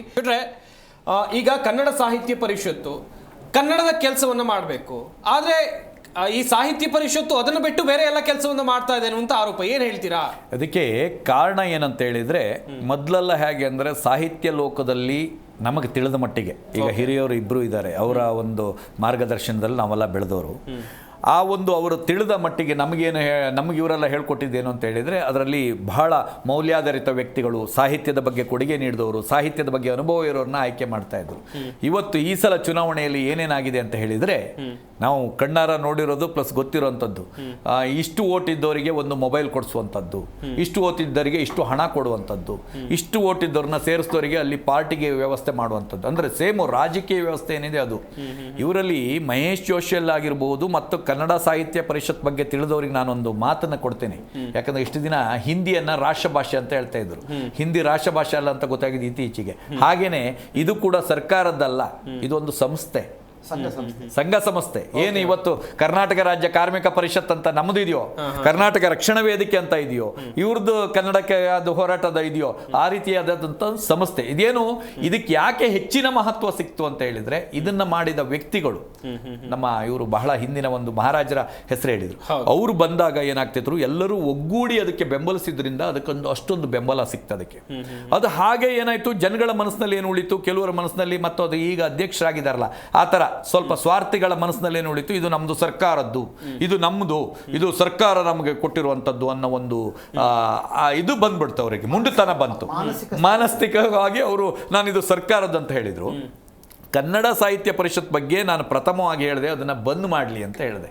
ಯಾಕೆ ಅಂದ್ರೆ ಸತ್ಯ ಕೇಳ್ತೀನಿ, ನಮ್ಮ ಪ್ರಸಾದ್ ಸರ್ ಆಗಿರ್ಬೋದು, ಈ ಒಂದು ಕನ್ನಡಕ್ಕಾಗಿ ಅದೆಷ್ಟು ಒದ್ದಾಡಿದ್ದಾರೆ, ಎಷ್ಟು ಹೋರಾಟ ಮಾಡಿದ್ದಾರೆ, ಎಷ್ಟು ಅದಕ್ಕಾಗಿ ತಮ್ಮನ್ನು ತಾವು ಅರ್ಪಿಸ್ಕೊಂಡಿದ್ದಾರೆ ಅಂತ ಹೇಳಲಿಕ್ಕಿಲ್ಲ. ಆದರೆ ಅವರಿಗೆ ಇವತ್ತಿನವರೆಗೂ ಯಾವುದೋ ಒಂದು ಚಿಕ್ಕ ಅನುದಾನ ಬರ್ತಾ ಇಲ್ಲ. ಈ ಕಡೆ ಬಂದರೆ ನಮ್ಮ ಗೌಡ್ರು ಅದು ಎಷ್ಟು ಕೇಸ್ ಹಾಕಿಸ್ಕೊಂಡಿದ್ದಾರೆ, ಎಷ್ಟು ಹೋರಾಟ ಮಾಡಿದ್ದಾರೆ, ಎಷ್ಟು ಸಲ ಲಾಠಿ ತಿಂದಿದ್ದಾರೆ ಅನ್ನೋದು ಗೊತ್ತಿದೆ. ಅವ್ರಿಗೆ ಯಾವ ಅನುದಾನ ಬರ್ತಾ ಇಲ್ಲ. ಇವರು ಏನೂ ಮಾಡ್ತಾ ಇಲ್ಲ. ಯೂನಿಫಾರ್ಮ್ ಏನಿದೆಯೋ, ಐರನ್ ಮಾಡಿರೋ ಬಟ್ಟೆ ಇದೆಯೋ, ಅದು ಸ್ವಲ್ಪ ಕೂಡ ಸುಕ್ಕಾಗಲ್ಲ. ಆದ್ರೆ ಅವರಿಗೆ ಬರಬೇಕಾದ ಎಲ್ಲಾ ಅನುದಾನನೂ ಬರ್ತದೆ. ಮತ್ತೆ ಅನುದಾನ ಮಾತ್ರನಾ, ಕನ್ನಡ ಸಾಹಿತ್ಯ ಪರಿಷತ್ತವ್ರು ಈಗ ನಾವೆಲ್ಲಾದ್ರೂ ಯಾರ ಹತ್ರ ₹1 ದೇಣಿಗೆ ಕೊಡಿ ಅಂತ ಹೇಳಿದ್ರೆ, ಇಲ್ಲ ರೀ ಅವ್ರು ಬಂದೋದ್ರು, ಅವ್ರಿಗೆ ಕೊಟ್ಟಿದ್ದೀನಿ ನಿಮ್ಗಿಲ್ಲ ಅಂತಾರೆ. ಅದೇ ಕನ್ನಡ ಸಾಹಿತ್ಯ ಪರಿಷತ್ನವ್ರು ಹೋದ್ರೆ ಅದು ವಿಶೇಷವಾಗಿ ಸರ್ಕಾರಿ ನೌಕರರಿಂದ ಹಿಡಿದು ಪ್ರತಿಯೊಬ್ಬರು ಕೊಡ್ತಾರೆ. ಅದೇನು ಸರ್ಕಾರದಂತ ಕೊಡ್ತಾರೆ, ಯಾವ ಬೈದಲ್ಲಿ ಕೊಡ್ತಾರೆ ಏನೋ ನನಗೆ ಗೊತ್ತಿಲ್ಲ, ಕೊಡ್ತಾರೆ. ಈ ಕಡೆ ಸರ್ಕಾರದಿಂದನೂ ಅನುದಾನ ಬರುತ್ತೆ, ಈ ಕಡೆ ಸಾರ್ವಜನಿಕವಾಗಿಯೂ ದೇಣಿಗೆ ಬರುತ್ತೆ. ಇದೇನಾಗಿದೆ ಅಂದ್ರೆ ವ್ಯಾವಹಾರಿಕ ಕ್ಷೇತ್ರವಾಗಿದೆ, ರಾಜಕೀಯವನ್ನು ವೃದ್ಧಿಗೊಳಿಸುವಂತ ಒಂದು ವ್ಯಾವಹಾರಿಕ ಕ್ಷೇತ್ರವಾಗಿ ಇವತ್ತು ಕನ್ನಡ ಸಾಹಿತ್ಯ ಪರಿಷತ್ ಬರ್ತಾ ಇದೆ. ಓಕೆ. ಈ ನಿಟ್ಟಿನಲ್ಲೇ ನಾನು ಹೇಳ್ತಾ ಇರೋದು ಏನಂತ ಹೇಳಿದ್ರೆ, ಕನ್ನಡ ಸಾಹಿತ್ಯ ಪರಿಷತ್ನಿಂದ ನೀವು ಬರೀ ಸಾಹಿತ್ಯ ಸಂಸ್ಕೃತಿಗೆ ಸಂಬಂಧಪಟ್ಟ ಕೆಲವು ಕಡೆ ಅದು ಎಲ್ರಿಗೂ ಅವಕಾಶ ಕೊಡ್ತಾ ಇದ್ದಾರಾ? ಯಾರು ಅವರಿಗೆ ಯಾರು ಬಕೆಟ್ ಹಿಡಿತಾ ಇದ್ದಾರೋ ಅವರಿಗೆ ಮಾತ್ರ ಅವಕಾಶವನ್ನು ಕೊಟ್ಕೊಂಡು ನಡೆಯುವಂಥ ಈ ರೀತಿಯ ಒಂದು ಕನ್ನಡ ಸಮ್ಮೇಳನಗಳಿಂದ ಯಾವುದೇ ರೀತಿಯ ಎಲೆಮರೆ ಕಾಯಿಯಂತಿರುವ ಸಾಹಿತಿಗಳಿಗಾಗಿರ್ಬೋದು, ಅಥವಾ ನಾನು ಬರಲ್ಲ, ಎದುರುಗಡೆ ಬರಲ್ಲ, ನಾನು ಕೇಳಲ್ಲ ಅಂತ ಸಾಹಿತಿಗಳನ್ನು ಗುರುತಿಸುವಂಥ ಕೆಲಸದಲ್ಲಿ ಬಹಳ ಹಿಂದೇಟಾಗಿದೆ. ಆದ್ರಿಂದ ಇದರ ಅವಶ್ಯಕತೆ ನಮಗೇನಿದೆ? ನೀವೀಗ ಹೆಂಗೋ ನಾವೆಲ್ಲ ಹೋರಾಟ ಮಾಡ್ತಾ ಇದ್ವಿ, ನಮಗೇನು ನೀವು ಕೊಡ್ತಾ ಇಲ್ವಲ್ಲ? ನೀವೇನಾದ್ರೂ ಕೊಡ್ತಾ ಇದ್ರೆ ಕನ್ನಡ ಹೋರಾಟ ಮಾಡೋದಕ್ಕೆ? ಅಥವಾ ಈ ಥರ ಪುಸ್ತಕವನ್ನು, ಕನ್ನಡ ಒಂದು ಸಾರವನ್ನು ಸಾರುವಂಥ ಕೆಲಸ, ನಾಡು ನುಡಿಯನ್ನು ಉಳಿಸುವಂಥ ಕೆಲಸ, ಗಡಿಯಲ್ಲಿ ಹೋಗಿ ಹೋರಾಟ ಮಾಡುವಂಥ ಕೆಲಸ, ನಾಡಿನಲ್ಲಿ ಸಮಸ್ಯೆ ಆದರೆ, ಭಾಷೆಗೆ ಸಮಸ್ಯೆ ಆದರೆ, ಜಲಕ್ಕೆ ಸಮಸ್ಯೆ ಆದರೆ ನಾವು ಬೀದಿಗಿದ್ದು ಬಿಡ್ತೀವಿ. ನಮ್ಗೇನಾದ್ರು ಕೊಡ್ತಾ ಇದ್ದೀರಾ? ಯಾಕೆ ಇವ್ರಿಗೆ ಸುಮ್ಮನೆ ದುಂದು ವೆಚ್ಚ ಮಾಡ್ತಾ ಇದ್ದೀರಿ? ಬೇಡ, ನಿಲ್ಲಿಸಿ. ಆ ಹಣ ಬಂದಾಗಲಿ. ಇವರು ಸ್ವಂತ, ಇವರು ಕನ್ನಡ ನಾಡಿಗಾಗಿ ಇವರು ಮಿಡಿಯೋದೇ ಹೋದಾದ್ರೆ, ನಾವೆಲ್ಲ ಹೇಗೆ ಸ್ವಂತ ಹಣದಲ್ಲಿ, ನಾವು ಸ್ವಂತದ್ದು ಇದರಲ್ಲಿ ದುಡಿಮೆಯಲ್ಲಿ, ಅಥವಾ ನಾವು ಯಾರೋ ಹತ್ರ ಹೋಗ್ಬಿಟ್ಟು ಅಣ್ಣ ನಾವು ಯಾರಿಗಾರು ಸಹಕಾರ ಮಾಡಿದ್ದಿದ್ರೆ ಕನ್ನಡ ಪ್ರಿಯರ ಹತ್ರ ಕೇಳ್ಬಿಟ್ಟು ಕಾರ್ಯಕ್ರಮವನ್ನು ಮಾಡ್ತೇವೆ, ಆ ರೀತಿ ಮಾಡ್ಲಿ ಬಿಡಿ. ಸರ್ಕಾರದ ಹಣ ಯಾಕೆ ಫಾಲ್ ಆಗಬೇಕು? ಯಾಕೆ ಇವ್ರನ್ನ ಮಾತ್ರ? ಮತ್ತೆ ನಮ್ಮಲ್ಲಿ ಇಲ್ಲಿ ಎಷ್ಟು ಇದು ಅಂದ್ರೆ ಮಲತಾಯಿ ಧೋರಣೆ ಅಂತ ಹೇಳಿದ್ರೆ, ಇವರನ್ನ ಸಾಂವಿಧಾನಿಕವಾಗಿ ಯಾವುದಾದ್ರು ಚರ್ಚೆಗಳಿದ್ರೆ ಮಿನಿಸ್ಟ್ರು, MLA ಎಲ್ಲರೂ ಮುಖ್ಯಮಂತ್ರಿಗಳ ಆದಿಯಾಗಿ ಪಕ್ಕದಲ್ಲಿ ಕೂರಿಸ್ಕೊಂಡು ಮಾತನಾಡ್ತಾರೆ. ಈ ನಾಡು ನುಡಿಗಾಗಿ ರೋಡಲ್ಲಿ ಬಿದ್ಕೊಂಡು ಒದ್ದಾಡಿ ಕಷ್ಟಪಟ್ಟು ಕೇಸ್ ಹಾಕಿಸ್ಕೊಂಡು ಒದ್ದಾಡಂತ ನಮ್ಮನ್ನ ಕೇಳೋರು ಕೂಡ ಯಾರು ಇಲ್ಲ. ಇಂಥ ಒಂದು ಪರಿಸ್ಥಿತಿ ಬಂದಿದೆ ಅಂತ ಹೇಳಿದ್ರೆ ಇದು ರಾಜಕೀಯಕ್ಕೆ ಹತ್ತಿರವಾಗಿದೆ. ನಾವು ರಾಜಕೀಯಕ್ಕೆ ವೈರಿಯಾಗಿದ್ದೇವೆ.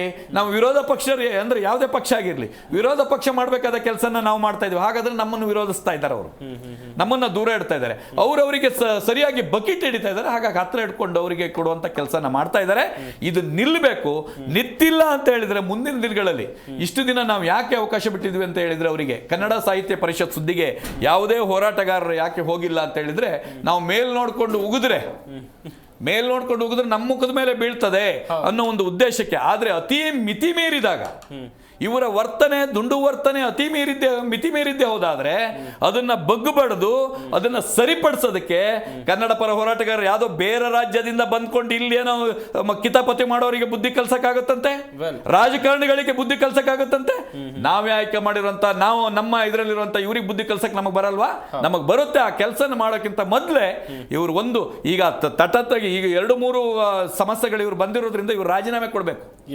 ಇವರಿಗೇನಾದ್ರೂ ನಿಸ್ವಾರ್ಥವಾಗಿದ್ದೇನೆ, ನಾನು ಸಾಹಿತಿಗಳ ಪರವಾಗಿದ್ದೀನಿ, ಕನ್ನಡದ ಪರವಾಗಿದ್ದೀನಿ ಅನ್ನೋದೇನಾದ್ರೂ ಇವರಲ್ಲಿ ಮನಸ್ಸಲ್ಲಿ ಇದ್ದಿದ್ದೇ ಹೋದಾದ್ರೆ ತತ್ಕ್ಷಣವಾಗಿ ಇವರು ರಾಜೀನಾಮೆಯನ್ನು ಕೊಟ್ಟು ಈಚೆಗೆ ಬರಬೇಕು. ಇಲ್ಲ, ನಂಗೆ ಲಾಭ ಇದೆ, ಅದರಲ್ಲಿ ಏನೋ ಇದೇ ಹೆಸರಿಗಾಗಿ ಬಂದಿದ್ದೀನಿ, ಲಾಭ ಮಾಡಕ್ ಬಂದಿದ್ದೀನಿ ಅಂದ್ರೆ ಮುಂದುವರ್ಸ್ಕೊಂಡು ಹೋಗ್ಬೇಕು. ಅವ್ರನ್ನ ರಾಜೀನಾಮೆ ಕೊಡಿಸೋ ಜವಾಬ್ದಾರಿ ನಮ್ಮದು. ವೆಲ್ ಪ್ರಸಾದ್ ಸರ್, ಗಮನಿಸ್ತಾ ಇದ್ವಿ ಇಷ್ಟೆಲ್ಲ ಜಟಾಪಟಿ, ಇಷ್ಟೆಲ್ಲ ಗಲಾಟೆ, ಮುನಿಸು ಎಲ್ಲವೂ ಕಂಡು ಬರ್ತಾ ಇದೆ. ಇಷ್ಟೆಲ್ಲ ಇದ ಮೇಲೆ ಒಂದು ಕಾರ್ಯಕ್ರಮ ಹೆಂಗ್ ಸರ್ ಯಶಸ್ವಿ ಆಗೋಕ್ ಸಾಧ್ಯ? ಇದಕ್ಕೆ ಇನ್ನೊಂದು ಹೇಳ್ಬಿಡ್ತೀನಿ. ಈ ಕನ್ನಡ ಸಾಹಿತ್ಯ ಪರಿಷತ್ತಿಗೆ ಅನುದಾನ ಕೊಡುವಂತ ಪರಂಪರೆ ಎಲ್ಲಿಂದ ಶುರು ಆಯ್ತು ಗೊತ್ತಾ ನಿಮ್ಗೆ? ಬಹಳ ಸ್ವಾರಸ್ಯಕರ ಇದೆ, ನಾನು ಹೇಳಬೇಕು ಈ ಸಂದರ್ಭ. ಓಕೆ. ಲೀಲಾದೇವಿ ಪ್ರಸಾದ್ ಇದ್ದಾರೆ, ಅವರು ಮಾಜಿ ಸಚಿವರು ಕರ್ನಾಟಕದಲ್ಲಿ ಬಹಳ ದೊಡ್ಡ ಹೆಸರು ಅಂತ ಒಂದು ವ್ಯಕ್ತಿತ್ವ ಇರೋರು. ಲೀಲಾದೇವಿ ಆರ್ ಪ್ರಸಾದ್ ಅವರು, ಅವರು ಮಾವ ಅಂತಿದ್ರು. ಅವರು ಸಾಹಿತ್ಯ ಪರಿಷತ್ ನಿಕಟ ಸಂಪರ್ಕ. ಕರ್ನಾಟಕ ಪ್ರಥಮ ಮುಖ್ಯಮಂತ್ರಿಗಳಾದಂಥ ರೆಡ್ಡಿ ಅವರು ಆದಮೇಲೆ ಹನುಮಂತ ಅವರು ಆಗ್ತಾರೆ.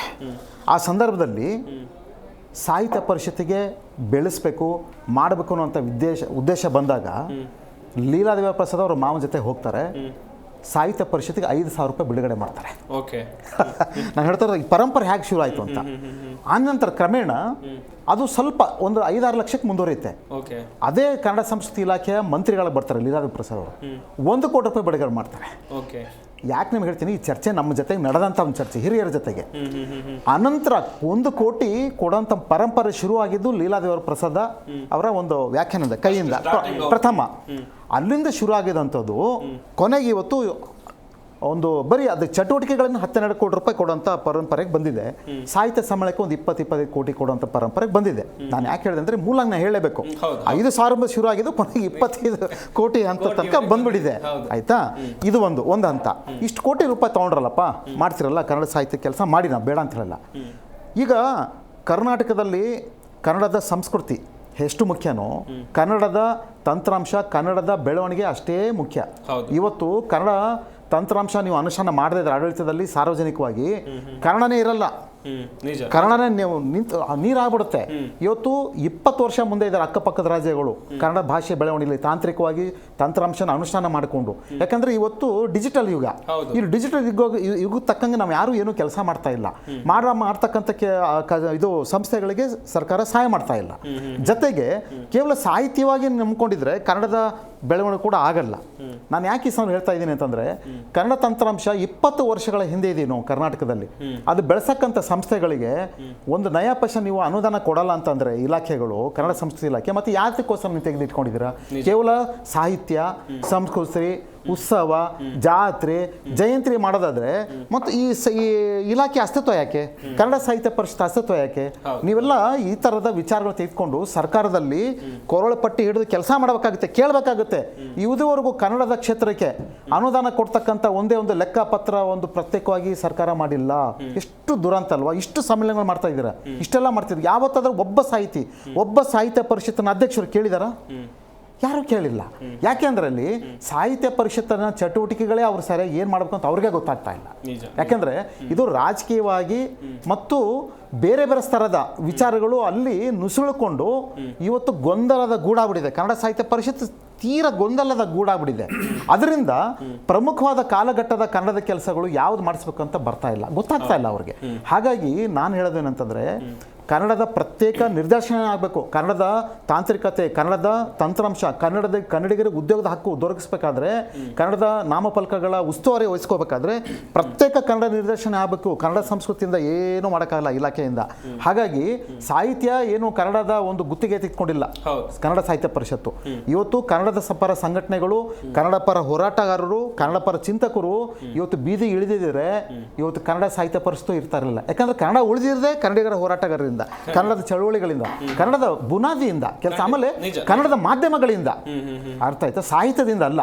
ಆದ್ರೆ ಸಾಹಿತ್ಯ ಪರಿಷತ್ತಿಗೆ ಯಾಕೆ ಇಷ್ಟೊಂದು ಪ್ರಾಮುಖ್ಯತೆ ಕೊಡ್ತಾ ಇದ್ದಾರೆ ಅಂದ್ರೆ, ಅಲ್ಲಿರ್ತಕ್ಕಂಥ ವ್ಯಕ್ತಿತ್ವದವರು ಬಹಳ ಒಂದು ಉನ್ನತ ವರ್ಗದಲ್ಲಿದ್ದಾರೆ. ಅವ್ರಿಗೆ ನಾವು ಸಾಹಿತ್ಯಿಕವಾಗಿ ಸರ್ಕಾರ ಗೌರವ ಕೊಡಬೇಕು ಅನ್ನೋ ಉದ್ದೇಶಕ್ಕೆ ಇವ್ರು ಏನೇ ತೆಗೆದುಕೊಂಡು ಹೋದ್ರೂ ಅಲ್ಲಿ ಕನ್ನಡಿಗರ ಪ್ರತಿನಿಧಿ ಸಂಸ್ಥೆ ಅಂತ ಹೇಳ್ಬಿಟ್ಟು ಅವರಿಗೆ ಎಲ್ಲಾ ರೀತಿಯೆಲ್ಲ ಬಳುವಳಿ ಕೊಡ್ತಾ ಇದ್ದಾರೆ. ಅದನ್ನ ದುರುಪಯೋಗ ಮಾಡಬಾರ್ದು. ಹಾಗಾಗಿ ಸಾಹಿತ್ಯಿಕವಾಗಿ ಎಲ್ಲರನ್ನ ಸಮಾನರಾಗಿ, ಎಲ್ಲರನ್ನ ಒಗ್ಗಟ್ಟಿಂದ, ಆಮೇಲೆ ಅಹಂಭಾವ ಬಿಡಬೇಕು. ಯಾಕಂದ್ರೆ ಸಾಹಿತ್ಯ ಆದವನು, ಸಾಹಿತ್ಯಿಕವಾದ ಸಂಸ್ಥೆ ನಡೆಸೋರು, ಯಾಕಂದ್ರೆ ಜನಮಾನಸದಿಂದ ಬಂದಿರುವಂಥ ಸಾಹಿತ್ಯ ಅಂದ್ರೆ ನಾನು ಆವಾಗಲೇ ನಿಮ್ಗೆ ಹೇಳಿದೆ, ಜನಗಳಿಂದ ಹುಟ್ಟಿಕೊಳ್ಳುವಂಥದ್ದು, ಜನಮಾನಸದಿಂದ ಬರುವಂಥದ್ದು. ಹಾಗಾಗಿ ಜನಮಾನಸದಿಂದ, ಜನಗಳಿಂದ ಹುಟ್ಟಿಕೊಳ್ಳುವಂಥ ಸಾಹಿತ್ಯಕ್ಕೆ ಯಾಕೆ ಅಹಂಕಾರ ಬೇಡ. ಹಾಗಾಗಿ ಆ ನಿಟ್ಟಿನಲ್ಲಿ ಎಲ್ಲರ ಸಲಹೆಯನ್ನು ತೆಗೆದುಕೊಂಡು ಎಲ್ಲರ ಒಗ್ಗಟ್ಟಾಗಿ ನಡೆಸ್ಕೊಂಡು ಹೋಗುವಂಥ ಒಂದು ವ್ಯವಸ್ಥೆ ಬರಬೇಕಾಗಿದೆ. ಆಮೇಲೆ ಕನ್ನಡದ ಸಮಸ್ಯೆಗಳು ಹಾಗೆ ಉಳ್ಕೊಂಡಿದೆ. ಆ ಸಮಸ್ಯೆಗಳಿಗೆ ಪರಿಹಾರ ಹುಡುಕಂತ ಒಂದು ವ್ಯವಸ್ಥೆ ಜಾರಿಯಾಗಬೇಕು.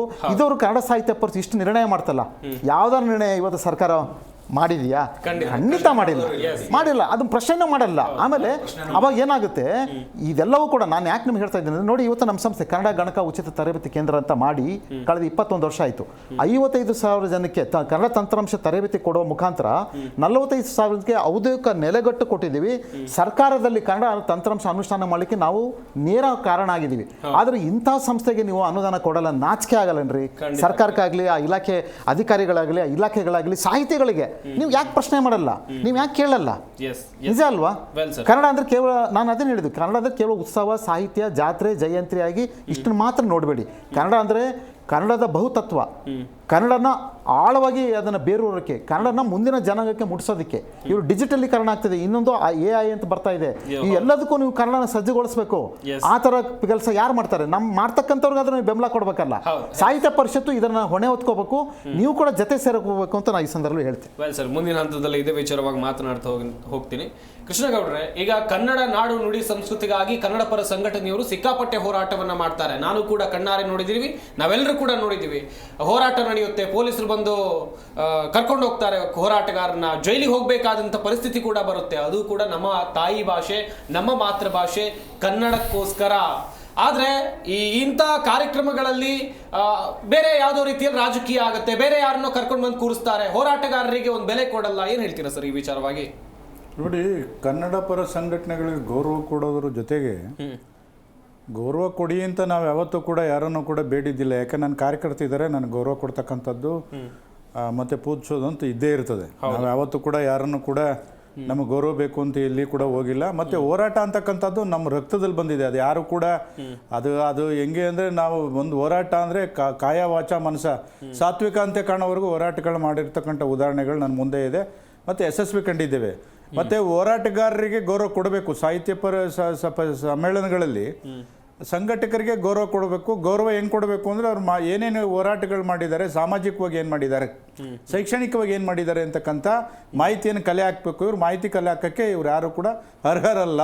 ಯಾಕೆಂದರೆ ಸಾಹಿತ್ಯ ಪರಿಷತ್ಗೆ ಆಯ್ಕೆಯಾಗಿರ್ತಕ್ಕಂಥ ವ್ಯಕ್ತಿ ಯಾವುದಕ್ಕೂ ಅರ್ಹನಲ್ಲ ಅಂದಮೇಲೆ ಮತ್ತು ಯಾರ್ಯಾರು ಏನೇನು ಮಾಡ್ತಾರೆ ಸಾಹಿತ್ಯ ರಂಗದಲ್ಲಿ ಮತ್ತು ಸಾಮಾಜಿಕವಾಗಿ ಶೈಕ್ಷಣಿಕವಾಗಿ ಏನು ಮಾಡ್ತಾರೆ ಅಂತ ಹುಡುಕುವಂಥ ಪ್ರಾಮಾಣಿಕ ಪ್ರಯತ್ನ ಸಾಹಿತ್ಯ ಪರಿಷತ್ತಲ್ಲಿ ಇವತ್ತು ನಡೆಯೋದಿಲ್ಲ. ಅದು ನಮಗೆ ಒಂದು ಸಂಘಟನೆ ಕಟ್ಕೊಂಡಿದ್ದೀವಿ. ಅದು ಪ್ರಾಮಾಣಿಕವಾಗಿ ನಾಡ ಪರವಾಗಿ ರೈತ ಪರವಾಗಿ ಹೋರಾಟ ಮಾಡುವಂಥ ಜೊತೆಗೆ ಸಾಮಾಜಿಕ ಚಿಂತನೆಯೂ ಕೂಡ ಇಟ್ಕೊಂಡು ಶಾಲೆಗಳ ದತ್ತು ತಗೊಳ್ತಕ್ಕಂಥ ಕೆಲಸ ಮಾಡಿಕೊಂಡು ಸಾಕಷ್ಟು ಗಡಿ ಭಾಗದಲ್ಲಿ ಇರ್ತಕ್ಕಂಥ ಶಾಲೆಗಳನ್ನು ಅಭಿವೃದ್ಧಿ ಪಡಿಸ್ತಕ್ಕಂಥದ್ದು. ಮತ್ತು ಇವು ಏನಾಗಿದೆ ಇವತ್ತು ಸಂಸ್ಥೆಗಳು ಏನಾಗಿದ್ದಾವೆ ಅಂದರೆ, ನಾವು ಇವತ್ತು ಎಷ್ಟೇ ಸಂಘಟನೆಗಳು ಉಟ್ಕೊಂಡ್ರೂ ಕೂಡ ಸಮಸ್ಯೆಗಳು ಸಾವಿರಾರು ಇದ್ದಾವೆ. ಆ ಸಾವಿರಾರು ಸಮಸ್ಯೆಗಳ ಬಗ್ಗೆ ಧ್ವನಿ ಆಗಬೇಕಾದಂಥ ಪರಿಸ್ಥಿತಿ ಇವತ್ತು ನಮ್ಗೆ ಇದ್ದಾಗ ನಾವು ಎಲ್ಲೋ ಒಂದು ಕಡೆ ನಮ್ದೊಂದು ಸಂಘಟನೆ ಇದೆ ಅಂತ ಹೇಳ್ಕೊಳ್ಳಕ್ಕೂ ಕೂಡ ನಾವೆಲ್ಲೋ ಅನರ್ಹರು ಅನ್ನುವಂಥದ್ದು ನಾವಾಗೆ ಪ್ರಶ್ನೆ ಮಾಡ್ಕೊಳ್ಬೇಕಾಗ್ತದೆ. ಯಾಕೆಂದರೆ ನವೆಂಬರ್ಗೆ ಮತ್ತು ಕೆಲವಕ್ಕಷ್ಟೇ ಸೀಮಿತ ಆಗದೇನೆ ಉತ್ಸವಗಳು ಮತ್ತು ಇಂಥ ಸಮ್ಮೇಳನಗಳನ್ನು ಸಂಘಟನೆಗಳು ಗಟ್ಟಿಯಾಗಿ ನಡೆಸ್ಕೊಳ್ತಾ ಬಂದರೆ ಸರ್ಕಾರಕ್ಕೂ ಕೂಡ ಸವಾಲು ಒಡ್ಡುವಂಥ ಒಂದು ಸಂದರ್ಭವನ್ನು ಸೃಷ್ಟಿ ಮಾಡ್ಬೋದು. ಆದರೆ ಅಲ್ಲಿ ಆಗ್ತಾ ಇಲ್ಲ. ದುರಂತ ಏನಂದರೆ, ನಾವು ಹೇಳಿದ್ವಲ್ಲ, ಈಗ ಅಧ್ಯಕ್ಷರು ಅಂದಾಕ್ಷಣಕ್ಕೆ ಕೊಂಬುಗಳು ಬರ್ತದೆ ಕೆಲವರಿಗೆ. ಆ ಕೊಂಬುಗಳು ಮೊದಲು ನಮ್ಗೆ ಇಲ್ಲ ಅಂತ ತಿಳ್ಕೊಳ್ಬೇಕು. ನಾನೊಬ್ಬ ಸೇವಕ, ನನ್ನ ಜನಸಾಮಾನ್ಯರಲ್ಲಿ ನಾನೊಬ್ಬ ಜನಸಾಮಾನ್ಯ ಅಂತ ಯಾವತ್ತೊಬ್ಬ ಅಧ್ಯಕ್ಷ ಅನ್ಕತಾನೆ, ಆಗ ಮಾತ್ರ ಸಾಮಾಜಿಕ ಚಿಂತನೆ ಬರ್ತದೆ. ಮತ್ತೆ ಈ ಸಾಮಾಜಿಕವಾಗಿ ಒಂದಿಷ್ಟು ಸೇವೆ ಮಾಡ್ತಕ್ಕಂಥ ಮನೋಭಾವಗಳು ಬರ್ತದೆ. ಇವತ್ತೇನಾಗಿದೆ, ಒಂದು ಹುದ್ದೆಯಲ್ಲಿ ನಾವು ಕುತ್ಕೊಂಡು ಅಂದ ತಕ್ಷಣ ನಮ್ಗೊಂಥರ ಏನೋ ಕೊಂಬಂದಂಗೆ ನಮ್ಮ ಇದೇ ಬದಲಾವಣೆ ಆಗ್ತಾ ಹೋಗ್ತದೆ. ನಾವು ಬಹಳ ಜನ ನೋಡಿದ್ದೀವಿ. ಅದೊಂದು ದೊಡ್ಡ ವಿಫಲತೆ ಈ ರಾಜ್ಯದಲ್ಲಿ. ನಾಯಕತ್ವ ತಗೊಂಡ ಮೇಲೆ ನಾವು ಪ್ರತಿ ಸಂದರ್ಭದಲ್ಲೂ ಪಕ್ಷಾತೀತವಾಗಿ ಜಾತ್ಯತೀತವಾಗಿ ನ್ಯಾಯ ಕೊಡ್ತಕ್ಕಂಥ ಪ್ರಾಮಾಣಿಕ ಪ್ರಯತ್ನ ಮಾಡಿದ್ರೆ ಮಾತ್ರ ನಾಯಕತ್ವ ಗೌರವ ಇರ್ತದೆ. ಇಲ್ಲಾಂದ್ರೆ ಅವನು ಎಷ್ಟೇ ಹಣವಂತನಾಗಲಿ, ಅವನು ಎಷ್ಟೇ ಶ್ರೀಮಂತನಾದ್ರೂ ಕೂಡ ಶೂನ್ಯ ಅಂತಕ್ಕಂಥದ್ದು ನಾನು ಯಾವ ಸಂದರ್ಭದಲ್ಲಿ ಹೇಳಲಿಕ್ಕೆ ಬಯಸ್ತೇನೆ. ವೆಲ್ ಸರ್ ಗಮನಿಸ್ತಾ ಇದ್ರಿ ವೀಕ್ಷಕರೇ, ಕನ್ನಡ ಸಾಹಿತ್ಯ ಪರಿಷತ್ನ ಅಧ್ಯಕ್ಷರ ವರ್ತನೆಯನ್ನ ಖಂಡಿಸಿ ಸಾಹಿತಿಗಳು ಆಕ್ರೋಶವನ್ನು ವ್ಯಕ್ತಪಡಿಸ್ತಾ ಇದ್ದಾರೆ. ಆಕ್ರೋಶ ವ್ಯಕ್ತವಾಗ್ತಾ ಇದೆ. ಇನ್ನೊಂದು ಕಡೆಯಲ್ಲಿ ಕನ್ನಡ ಸಾಹಿತ್ಯ ಪರಿಷತ್ತು ಕನ್ನಡದ ವಿಚಾರವಾಗಿ ಕೆಲಸ ಮಾಡೋ ಬದಲು ಬೇರೆ ಎಲ್ಲ ವಿಚಾರವಾಗಿ ಕೆಲಸ ಮಾಡ್ತಾ ಇದ್ದಾರೆ ಅಂತ ಹೇಳಿದ್ರೆ ಮಾಡೋ ಕೆಲಸವನ್ನು ಮಾಡ್ತಾ ಇಲ್ಲ ಅಂತ. ಕನ್ನಡ ಸಾಹಿತ್ಯ ಸಮ್ಮೇಳನ ಕನ್ನಡದ ಹಬ್ಬ, ನಾಡು ನುಡಿ ಸಂಸ್ಕೃತಿಯ ಅನಾವರಣ ಆಗುತ್ತೆ. ಆದರೆ ಇಂಥ ಕಾರ್ಯಕ್ರಮದ ಪೂರ್ವಭಾವಿ ಸಭೆಯಲ್ಲಿ ಭಿನ್ನ ರಾಗಗಳು ಕೇಳಿ ಬರುತ್ತೆ ಅಂತ ಹೇಳಿದ್ರೆ ಅದಕ್ಕೆ ಕಾರಣೀಕರ್ತರು ಯಾರು, ಯಾಕೆ ಈ ಅಸಮಾಧಾನಗಳು ಹುಟ್ಟಿಕೊಳ್ತಾ ಇದೆ ಎನ್ನುವಂಥದ್ದಾಗಿ ನಾವು ಚರ್ಚೆಯನ್ನು ಮಾಡ್ತಾ ಇದ್ವಿ. ಹಾಗೇನೆ ಕನ್ನಡ ಸಾಹಿತ್ಯ ಪರಿಷತ್ ಇದು ಮಾಡೋ ಕೆಲಸ ಬಿಟ್ಟು ಬೇರೆ ಎಲ್ಲ ಕೆಲಸವನ್ನ ಮಾಡ್ತಾ ಇದೆ ಅನ್ನುವಂಥ ಆರೋಪ. ಶೆಟ್ರೆ, ಗಮನಿಸ್ತಾ ಇದ್ವಿ, ವಿಶ್ವದ ಪರಿಪೂರ್ಣ ಭಾಷೆ ಕನ್ನಡ, ಪರಿಶುದ್ಧವಾದಂಥ ಭಾಷೆ ಕನ್ನಡ. ಆದರೆ ಈಗ ನಾವು ಗಮನಿಸ್ತಾ ಇರೋ ಪ್ರಕಾರ ಈ ಸಾಹಿತ್ಯ ಸಮ್ಮೇಳನದ ಹೆಸರಲ್ಲಿ ಆಗ್ತಾ ಇರುವಂಥ ಅಸಮಾಧಾನಗಳು ಇಷ್ಟೆಲ್ಲ ಬೇಕಾ ಸರ್? ಇಷ್ಟೆಲ್ಲ ಇದೊಂದು ರೀತಿಯ ಹೈಡ್ರಾಮಾವ ಹೇಗೆ? ಅಲ್ಲ, ಇದು ಬೇಕಾ ಕೇಳಿದ್ರೆ ಇದಾಗಿದ್ದು ಒಳ್ಳೇದಾಯ್ತು ಅನ್ನಿಸ್ತಾ ಇದೆ. ಯಾಕೆ ಗೊತ್ತಾ, ಒಳ್ಳೇದಾಗಿರೋದ್ರಿಂದ ಇವತ್ತು ಎಲ್ಲ ನಾಯಕರುಗಳು ಎಚ್ಚೆತ್ಕೊಳ್ತಾರೆ. ಇಲ್ಲ ಅಂತ ಹೇಳಿದ್ರೆ ಅದೇನಾಗ್ತಿತ್ತು ಅಂದ್ರೆ ಸಾಹಿತ್ಯ ಪರಿಷತ್ತಿಗೆ ಎಷ್ಟು ದುಡ್ಡು ಬರುತ್ತೆ ಅನ್ನೋದು ನಮಗೆ ಗೊತ್ತಾಗ್ತಿರ್ಲಿಲ್ಲ. ಇವತ್ತು ಪ್ರಸಾದ್ ಸರ್ ಹೇಳಿದ್ರು ಇಷ್ಟು ದುಡ್ಡು ಬರ್ತಾ ಇದೆ ಈಗ ಇಷ್ಟು ಅಂತ ಹೇಳ್ಬಿಟ್ಟು. ಈಗ ನಮಗೆಲ್ಲ ಒಂದು ಯೋಚನೆ ಶುರು ಆಯ್ತು. ಏನಂತ ಹೇಳಿದ್ರೆ, ಯಾಕೆ ಬರ್ತಾ ಇದೆ, ಯಾಕೆ ಬಿಡುಗಡೆ ಆಗಿದೆ ಅನ್ನೋದನ್ನ ಕೇಳಬೇಕು ಅನ್ನೋದಿದೆ. ಇಷ್ಟು ದುಡ್ಡು ತಗೊಂಡು ನೀವೇನು ಕಿತ್ತು ಗುಡ್ಡೆ ಹಾಕಿದಿರಿ ಅಂತ ಕೇಳಬೇಕು ಅನ್ನೋದು ಮನಸ್ಸು ಬಂತು. ಆ ಮನಸ್ಸು ಬರಬೇಕು ಅಂದ್ರೆ ಕಾರಣ ಈ ಥರದ್ದು ಒಂದು ಆಗ್ಬೇಕಂತೆ. ಪಾಪದ ಕೂಡ ತುಂಬಿದ ತಕ್ಷಣ ಯಾವ್ದಾದ್ರು ಒಂದು ರೂಪದಲ್ಲಿ ಅದನ್ನ ಹೊರಗಡೆ ಬರ್ತದಂತ. ಆ ರೀತಿ ಇವತ್ತು ಬಂದಿದೆ. ಈ ಏನು ಕನ್ನಡ ಸಾಹಿತ್ಯ ಪರಿಷತ್ ಅನ್ನೋದು ಇದೆಯೋ, ಕನ್ನಡ ಸಾಹಿತ್ಯ ಪರಿಷತ್ತು ಸಾಹಿತ್ಯಕ್ಕೆ ಮಾತ್ರ ಮೀಸಲಾಗಿತ್ತು ಮೊದಲು. ಅದಕ್ಕೆ ಸರಿಯಾದ ಒಂದು ರೂಪುರೇಷೆಗಳಿತ್ತು. ಇವತ್ತು ಕನ್ನಡ ಸಾಹಿತ್ಯ ಪರಿಷತ್ತಿಗಾಗಿರ್ಬೋದು ಅಥವಾ ಕನ್ನಡ ಸಾಂಸ್ಕೃತಿಕ ಇಲಾಖೆಗಾಗಿರ್ಬೋದು, ನನ್ನ ಅನಿಸಿಕೆ ಪ್ರಕಾರ ಈ ನಾಡು ನುಡಿಗಾಗಿ ಹೋರಾಟ ಮಾಡಿದಂಥ ಹೋರಾಟಗಾರರನ್ನ ಆಯ್ಕೆ ಮಾಡಬೇಕು.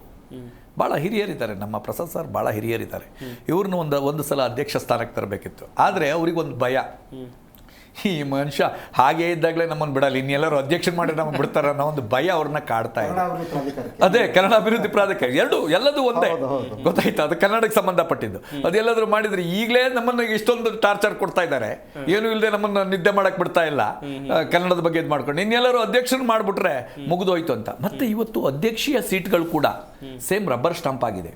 ನಮ್ಮ TS ನಾಗಾಭರಣ ಅವರು ಹೇಳ್ತಾ ಇದ್ರು, ಒಂದಿನ ತನ್ನ ಅಳಲನ್ನು ತೋಡ್ಕೊಳ್ತಾ ಇದ್ರು, ಹೆಸರು ಹೇಳ್ಬಾರ್ದೇನೋ ಆದ್ರೂ ನೇರವಾಗಿ ಹೇಳ್ಬಿಡೋಣ, ಯಾಕಂದ್ರೆ ಅವರು ನನಗೆ ಕೆಲಸ ಮಾಡೋ ಮನಸ್ಸು ತುಂಬ ಇದೆ, ಆದರೆ ಕೆಲಸ ಮಾಡಲಿಕ್ಕೆ ನಮಗೆ ವ್ಯವಸ್ಥೆ ಬಿಟ್ಕೊಡ್ತಾ ಇಲ್ಲ ಅಂತ ಹೇಳ್ಬಿಟ್ಟು ಆ ಪರಿಸ್ಥಿತಿ. ಅಂದರೆ ರಬ್ಬರ್ ಸ್ಟಾಂಪ್ ಅಧ್ಯಕ್ಷರು ಇವಾಗ ಆಯ್ಕೆ ಆಗುವಂಥದ್ದು. ಆದರೆ ಇವರು ಮಹೇಶ್ ಜೋಶಿ ಅವರು ರಬ್ಬರ್ ಸ್ಟಾಂಪ್ ಅಲ್ಲ.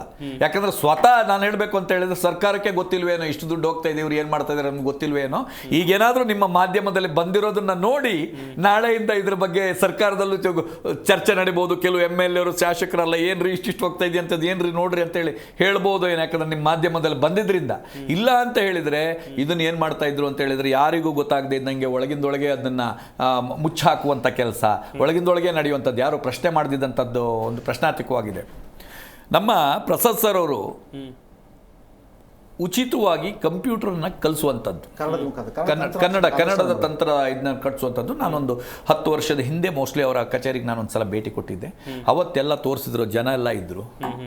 ಇವತ್ತು ನನಗೆ ಗೊತ್ತಾಯ್ತು ಈಗ ಅವ್ರಿಗೆ ಇನ್ನೂ ಯಾವುದೇ ರೀತಿಯ ಒಂದು ಇದನ್ನ ಸರ್ಕಾರ ಕೊಟ್ಟಿಲ್ಲ, ಮಾನ್ಯತೆಯನ್ನು ಕೊಟ್ಟಿಲ್ಲ ಅನ್ನೋದು ಕೇಳಿ ನನಗೆ ಬೇಸರ ಆಯಿತು. ಅದಕ್ಕೆ ಇನ್ನೇನು ಗೊತ್ತಾ, ಇನ್ನು ಸ್ವಲ್ಪ ದಿನ ಹೋದರೆ ನನ್ನ ಲೆಕ್ಕದಲ್ಲಿ ಆಂಧ್ರದಿಂದ ಬಂದವರಿಗೆ, ತಮಿಳುನಾಡಿಂದ ಬಂದವರಿಗೆ ಈ ಸಾಹಿತ್ಯ ಪರಿಷತ್ತಿನ ಅಧ್ಯಕ್ಷ ಸೀಟ್ ಸಿಗ್ಬೋದು. ನಮ್ಮವ್ರಿಗೆ ಸಿಗೋದು ಕಷ್ಟ, ನಮ್ಮವ್ರಿಗೆ ಸಿಗಲ್ಲ.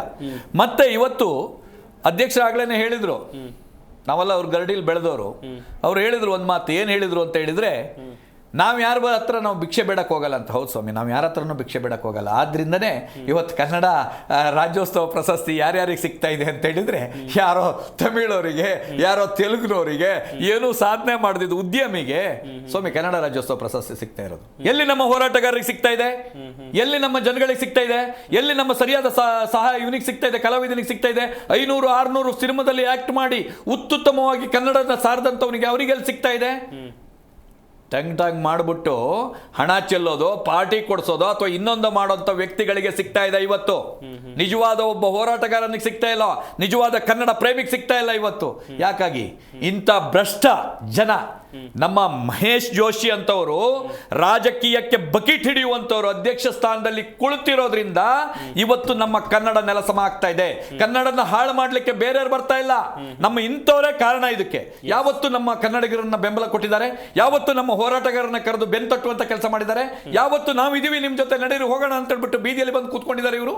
ಇವರ ಸ್ವಾರ್ಥಕ್ಕಾಗಿ ಮಾಡಿದ್ದಾರೆ ವಿನಃ ಯಾವುದೇ ಕಾರಣಕ್ಕೂ ಇದಕ್ಕೆ ಕಾವೇರಿ ಹೋರಾಟ ನಡೀತು, ಬರ್ಬೋದಿತ್ತಲ್ಲ, ಎಲ್ಲ ಕಡೆ ಬಂದು ನುಗ್ಬೋದಿತ್ತಲ್ಲ. ಅವರು ಎಲ್ಲೂ ಧ್ವನಿ ಎತ್ತಿದ್ದಾರೆ, ಎಲ್ಲೋ ಹೆಸರು ಹೇಳಿಕೆಗೆ. ಯಾಕಂದ್ರೆ ಇಲ್ಲಾಂದ್ರೆ ಅಕ್ಕಪಕ್ಕದವ್ರು ಬೈತಾರಲ್ಲ, ಅದಕ್ಕಾಗಿ ಅವ್ರು ತೋರಿಸ್ಕೊಳ್ಳೋದಲ್ಲ, ಅಥವಾ ಮಾಧ್ಯಮಕ್ಕೆ ತೋರಿಸ್ಕೊಂಡು ಹಂಗೆ ಸೀದಾ ನಂಗೆ ಇನ್ನೊಂದ್ ಕಡೆ ಹೋಗೋದಿದೆ ಅಂತ ಹೋಗೋದಲ್ಲ.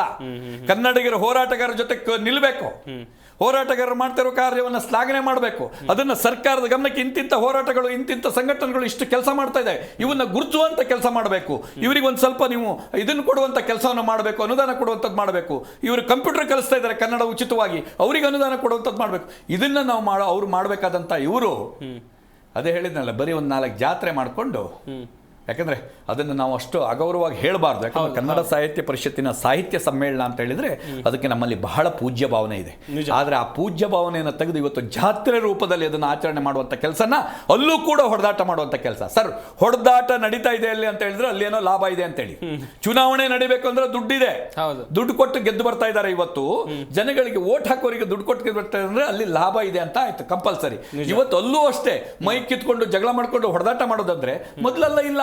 ಸಂಸ್ಕೃತಿ ಈಗ ಶುರುವಾಗಿದೆ ಅಂತ ಹೇಳಿದ್ರೆ ಇಲ್ಲಿ ಕುರುಡು ಕಾಂಚಾಣ ಆಟ ಆಡ್ತಾ ಇದೆ, ಕೆಲಸ ಮಾಡ್ತಾ ಇದೆ ಅಂತ ಅರ್ಥ. ಇದನ್ನ ಖಂಡಿತವಾಗಿಯೂ ನಾವು ಸಂಘಟನೆಗಳು ಇದು ಸರಿಯಾದ ಸಮಯಕ್ಕೆ ಇದು ಹೊರಗಡೆ ಬಂದಿದೆ, ನಾವು ಯಾರು ಅದನ್ನ ಬಿಟ್ಕೊಡಲ್ಲ. ಮಹೇಶ್ ಜೋಶಿ ಅವರೇ, ದಯವಿಟ್ಟು ಎಚ್ಚರಿಕೆ ವಹಿಸಿ. ಇದು ನಿಮಗೆ ಎಚ್ಚರಿಕೆ ಕರೆಗಂಟೆ. ತಕ್ಷಣ ಬದಲಾಗಿ ಇಲ್ಲ ರಾಜೀನಾಮೆ ಕೊಡಿ. ವೆಲ್ ಪ್ರೊಫೆಸರ್ ಸರ್, ಈಗ ಗಮನಿಸ್ತಾ ಇದ್ವಿ ಈ ಕನ್ನಡ ತಂತ್ರಾಂಶ ವಿಚಾರಕ್ಕೆ ಸರ್ಕಾರ ಆಗಲಿ ಯಾರಿಂದಲೂ ನೆರವು ಬರ್ತಾ ಇಲ್ಲ ಅಂತೇಳಿ. ಪ್ರಮುಖವಾಗಿ ಕನ್ನಡ ಸಾಹಿತ್ಯ ಪರಿಷತ್ತು ಸಭೆ ಸಮಾರಂಭಗಳಿಗೆ ಮಾತ್ರ ಸೀಮಿತ ಆಯ್ತಾ? ಸರ್ಕಾರಕ್ಕೆ ಈ ವಿಚಾರವೆಲ್ಲ ಗೊತ್ತಾಗಲ್ವಾ ಹೇಗೆ ಸರ್? ಇಲ್ಲ, ಕನ್ನಡ ಸಾಹಿತ್ಯ ಪರಿಷತ್ತು ತಂತ್ರಾಂಶ ವಿಷಯದಲ್ಲಿ ಏನು ಸಂಬಂಧ ಇಲ್ಲ. ನಾನು ಈ ಹಿಂದೆ ನೆರವಾಗಬಹುದಲ್ವಾ? ಅಲ್ಲ, ನೆರವಾಗಬಹುದಾಯ್ತು, ಅವ್ರ ಕೂಗು ಹಾಕಬೇಕಾಗಿತ್ತು. ನಿಜವಾದ್ರೂ ಬೆನ್ನು ಹಿಂದೆ ನಿಂತ್ಕೊಂಡು ಅವರೇ ಮಾಡಿಸ್ಬೇಕಿದನ್ನೆಲ್ಲ. ಈ ಥರ ಅನ್ಯಾಯ ಮಾಡ್ತಾ ಇದ್ದಾರೆ ಮಾಡಿ ಅಂತ ಹೇಳ್ಬಿಟ್ಟು. ಈ ಥರ ವಿಷಯ ಗೊತ್ತಿದ್ರೆ ಅವ್ರು ಬರಲ್ಲ, ಯಾಕೆಂದ್ರೆ ಅವ್ರು ಸಾಹಿತ್ಯಿಕವಾದ ವಿಚಾರ ಅಷ್ಟಕ್ಕೆ ಮಾತ್ರ ಸೀಮಿತ ಆಗಿದ್ದಾರೆ. ಈಗ ಅದು ಇಲ್ಲ, ಅದು ಬೇರೆ ಬೇರೆ ಥರದ ಸಮಸ್ಯೆಗಳು ಎಂಟ್ರೆ ಮಧ್ಯೆ ಸೇರ್ಕೊಂಡು ಇದು ಏನೋ ಗೊಂದಲ ಗೂಡಾಗಿದೆ. ನಾನು ಆವಾಗಲೇ ಹೇಳಿದ್ದು ನೋಡಿ. ಒಂದು ಭಾಳ ಮುಖ್ಯವಾದ ವಿಷಯ ಹೇಳ್ತೀನಿ. ಇವರು ಹೇಳ್ತಾ ಇದ್ರು ಕನ್ನಡದ ಚಳುವಳಿಗಾರರಿಗೆ ಬೆಂಬಲ ಸಿಗ್ತಿಲ್ಲ, ಗೌರವ ಕೊಡ್ತಾ ಇಲ್ಲ ಅಂತ ಹೇಳಿ. ಮಹಾರಾಷ್ಟ್ರ ಏಕೀಕರಣ ಸಮಿತಿಯವರು ಬೆಳಗಾವಿಲಿ ಅಷ್ಟೆಲ್ಲ ಸಮಸ್ಯೆಗಳು ಉಂಟು ಮಾಡ್ತಾರೆ ಕನ್ನಡಿಗರ ವಿರುದ್ಧ ಅಂದರೆ ಮಹಾರಾಷ್ಟ್ರ ಸರ್ಕಾರ ಪ್ರತಿ ವರ್ಷ 25 ಕೋಟಿ ರೂಪಾಯಿ ಸಂಸ್ಥೆ ಕೊಡ್ತಾ ಇದೆ. ಭಾಳ ಜನ ಗೊತ್ತಿಲ್ಲ ಇದು, ಆಯಿತಾ? ಹಾಗಾಗಿ ಹೋರಾಟನ ಜೀವಂತವಾಗಿರ್ತಾರೆ. ನಮ್ಮ ಸರ್ಕಾರ ಕರ್ನಾಟಕದ ಈಗ ಪಕ್ಕದ ತಮಿಳುನಾಡಲ್ಲಿ ನೀವು ನೋಡಿದಾಗ ಅಲ್ಲಿ ತಮಿಳು ಭಾಷೆಯನ್ನು ಅಂದರೆ ಉಳಿಸುವಂಥ ಜನಾಂದೋಲನ ಕೆಲಸಗಳಿಗೆ ಯಾರು ತೊಡಗಿಸ್ತಾರೆ ಅವ್ರಿಗೆ ಮಾಸಾಶನ ಥರ ತಿಂಗಳು 10,000 ರೂಪಾಯಿ ಕೊಡ್ತಾ ಇದ್ದಾರೆ. ನಾನು ಯಾಕೆ ಅಲ್ಲ ನಮ್ಮಲ್ಲಿ ಕೇಸ್ ಆಗ್ತಾ ಇದ್ದಾರೆ ಅಂದರೆ ನಾನು ಯಾಕೆ ನಿಮಗೆ ಹೇಳ್ತೀನಿ ಅಂದರೆ ಭಾಷೆ ನೋಡಿ, ಕರ್ನಾಟಕ ರಾಜ್ಯ ಬೇರೆ ಬೇರೆ ರಾಜ್ಯಗಳು ಭಾಷೆ ಆಧಾರದ ಮೇಲೆ ಸೃಷ್ಟಿಯಾದಂಥ ರಾಜ್ಯಗಳು. ಇದು ಭಾಷಾ ಒಕ್ಕೂಟದ ರಾಷ್ಟ್ರ ಇದು. ಹಾಗಾಗಿ ಭಾಷೆನೇ ಉಳಿಸ್ಕೋಬೇಕು. ಭಾಷೆ ಆಧಾರಿತ ದೇಶಗಳು ಒಕ್ಕೂಟದಲ್ಲಿ ಸೇರಿಕೊಂಡು ರಾಷ್ಟ್ರ ಆಗಿದೆ ಅಷ್ಟೇ. ಆದರೆ ನಮ್ಮಲ್ಲಿ ಏನಾಗಿದೆ, ಗುಲಾಮರ ಥರ ಅದನ್ನು ಅಡಿಯಲ್ಲಿ ಸೇರ್ಕೊಂಡ್ಬಿಟ್ಟಿರೋ ಅಂತ ಮನೋಭಾವನೆಯಿಂದ ಕೂತ್ಕೊಂಡ್ಬಿಟ್ಟಿದ್ದಾರೆ. ಅದು ದೊಡ್ಡ ಸಮಸ್ಯೆ ಆಗ್ತಾಯಿದೆ ನೋಡಿ. 69 ವರ್ಷ ಆಯಿತು ಕರ್ನಾಟಕ ರಾಜ್ಯ ರಚನೆಯಾಗಿ. ಕನ್ನಡ ಸಂಸ್ಕೃತಿ ಇಲಾಖೆಗೆ 52-53 ವರ್ಷಗಳಾಯಿತು. ಇದುವರೆಗೂ ಕನ್ನಡದ ಇದು ವಿಚಾರವಾಗಿ ಹೋರಾಟ ಮಾಡಿದವರು, ಕನ್ನಡದ ಅಭಿವೃದ್ಧಿಗಾಗಿ ಕೆಲಸ ಮಾಡಿದವ್ರಿಗೆ ಒಬ್ಬ ವ್ಯಕ್ತಿ ಇದುವರೆಗೂ ರಾಜ್ಯೋತ್ಸವ ಪ್ರಶಸ್ತಿ ಕೊಟ್ಟಿಲ್ಲ, ಆಯಿತಾ? ಸಾರಗಮತಿ ಕೊಟ್ಟಿದ್ರು. ಅದು ಏನು ಅಂದರೆ ಚಲನಚಿತ್ರರಂಗದಲ್ಲಿ ಅಂತ ಕೊಟ್ಟರು. ಭಾಳ ಜನ ಅನ್ಕೊಂಡ್ಬಿಟ್ಟಿದ್ದಾರೆ ಕನ್ನಡದ ಹೆಸರು ಕೊಟ್ಟಿಲ್ಲ. ಯಾಕೆ ನಾನು ಹೇಳ್ತೀನಿ ಅಂದರೆ ಇದು ಒಂದು ಶ್ವೇತಪತ್ರ ಹೊಡಿಸ್ಕೊಳ್ಳಿ ಸರ್ಕಾರ, ಹೌದು ನಾವು ಕನ್ನಡ ಕ್ಷೇತ್ರಕ್ಕೆ ಕೊಟ್ಟಿದ್ದೀವಿ ಅಂತ. ಇಲ್ಲ, ನಮ್ಮಲ್ಲಿ ನಮ್ಮ ಚಳುವಳಿಗಾರರು ಏನಂದರೆ ಇವೆಲ್ಲ ನಾವು ಇದು ಚರ್ಚೆ ಮಾಡ್ತಾ ಇದ್ದೀವಲ್ಲ, ನಾನೇ ಚರ್ಚೆ ಮಾಡ್ತಾ ಇದ್ದೀವಿ ವೈಜ್ಞಾನಿಕವಾಗಿ. ಇದನ್ನು ನಾನು ಹೇಳಿದ್ರೆ ಯಾರಿಗೂ ಅರ್ಥನೇ ಆಗ್ತಾರಲ್ಲ. ಈಗ ಅದನ್ನು ಅರ್ಥ ಆಗ್ತಾ ಇದೆ, ಅದೊಂದು ಸಂತೋಷ. ಮಾನಸಿಕವಾಗಿ ಈಗ ದೃಢ ಸಂಕಲ್ಪ ತೊಗೊಂಡಿದ್ದಾರೆ ಅಂತ ಹೇಳ್ಬಿಟ್ಟು ತಾಂತ್ರಿಕವಾಗಿ ನೀವು ಹೇಳ್ತಾ ಇದ್ದೀರಿ. ನಾನು ಅವಾಗ ಹೇಳ್ತಾ ಇದ್ದೆ 20 ವರ್ಷ ಹಿಂದೆ ಇದ್ದೀವಿ ನಾವು ಕನ್ನಡ ತಂತ್ರಾಂಶದಲ್ಲಿ ಅಂತ. ಯಾಕೆಂದರೆ ಬೇರೆ ಬೇರೆ ಭಾಷೆ ತಂತ್ರಾಂಶ ತಯಾರಿಸಿ ಕೊಡೋದೇ ಕರ್ನಾಟಕದವ್ರು ನಾವೇ, ಆದರೆ ಅದು ಅನುಷ್ಠಾನ ಮಾಡದೇ ಇರೋರು ನಾವೇನೆ. ಎಂಥ ದುರಂತ ನಾವು ಹೋಗಿದ್ದೀವಿ ನೋಡಿ. ಆಮೇಲೆ ಈಗ DPR ಇಲಾಖೆ ಅಂತಿದೆ, ಸಿಬ್ಬಂದಿ ಮತ್ತು ಆಡಳಿತ ಇಲಾಖೆ. ರಾಜ್ಯ ಸರ್ಕಾರದಕ್ಕೆ ನೇಮಕ ಮಾಡ್ಕೋಂಥ ನಮ್ಮ ಸಿಬ್ಬಂದಿಗಳಿಗೆ ನಿಗಮ ಮಂಡಳಿಗಳಲ್ಲಿ ಕನ್ನಡ ತಂತ್ರಾಂಶ ಕಡ್ಡಾಯ ಮಾಡಿಲ್ಲ. ಎಂಥ ದುರಂತ ಅಲ್ವಾ? ಕನ್ನಡ ತಂತ್ರಾಂಶ ಕಲ್ತ್ಕೊಂಡು ಬಾ ನೀನು ಅಂತ ಎಲ್ಲೂ ಹೇಳಿಲ್ಲ. ಆದರೆ ಕನ್ನಡ ತಂತ್ರಾಂಶಕ್ಕೆ ಹೆಸರಿಗೆ ಮಾತ್ರ ನೀವು ಕಲ್ತ್ಕೊಳ್ಳಿ ಅಂತ ಹೇಳ್ತದೆ. ಅದೇ ಇಂಗ್ಲೀಷಲ್ಲಿ ನೀವು ಕಡ್ಡಾಯ ಪಾಸ್ ಮಾಡಿ ಅಂತ ಹೇಳ್ತಾರೆ. ಆದರೆ ಕನ್ನಡಕ್ಕೆ ಕೇವಲ 13 ಮಾರ್ಕ್ಸ್ ಬಂದರೆ ಸಾಕು, ನೀವು ಅವ್ರಿಗೆ ಅಪಾಯಿಂಟ್ಮೆಂಟ್ ಆರ್ಡರ್ ಕೊಡ್ಬೋದು ಅಂತ, ಅಂದರೆ ಅವರಿಗೆ ನೌಕರಿಯ ಒಂದು ಸಂದೇಶ ಕೊಡ್ಬೋದು ಅಂತ ಹೇಳ್ತಾರೆ.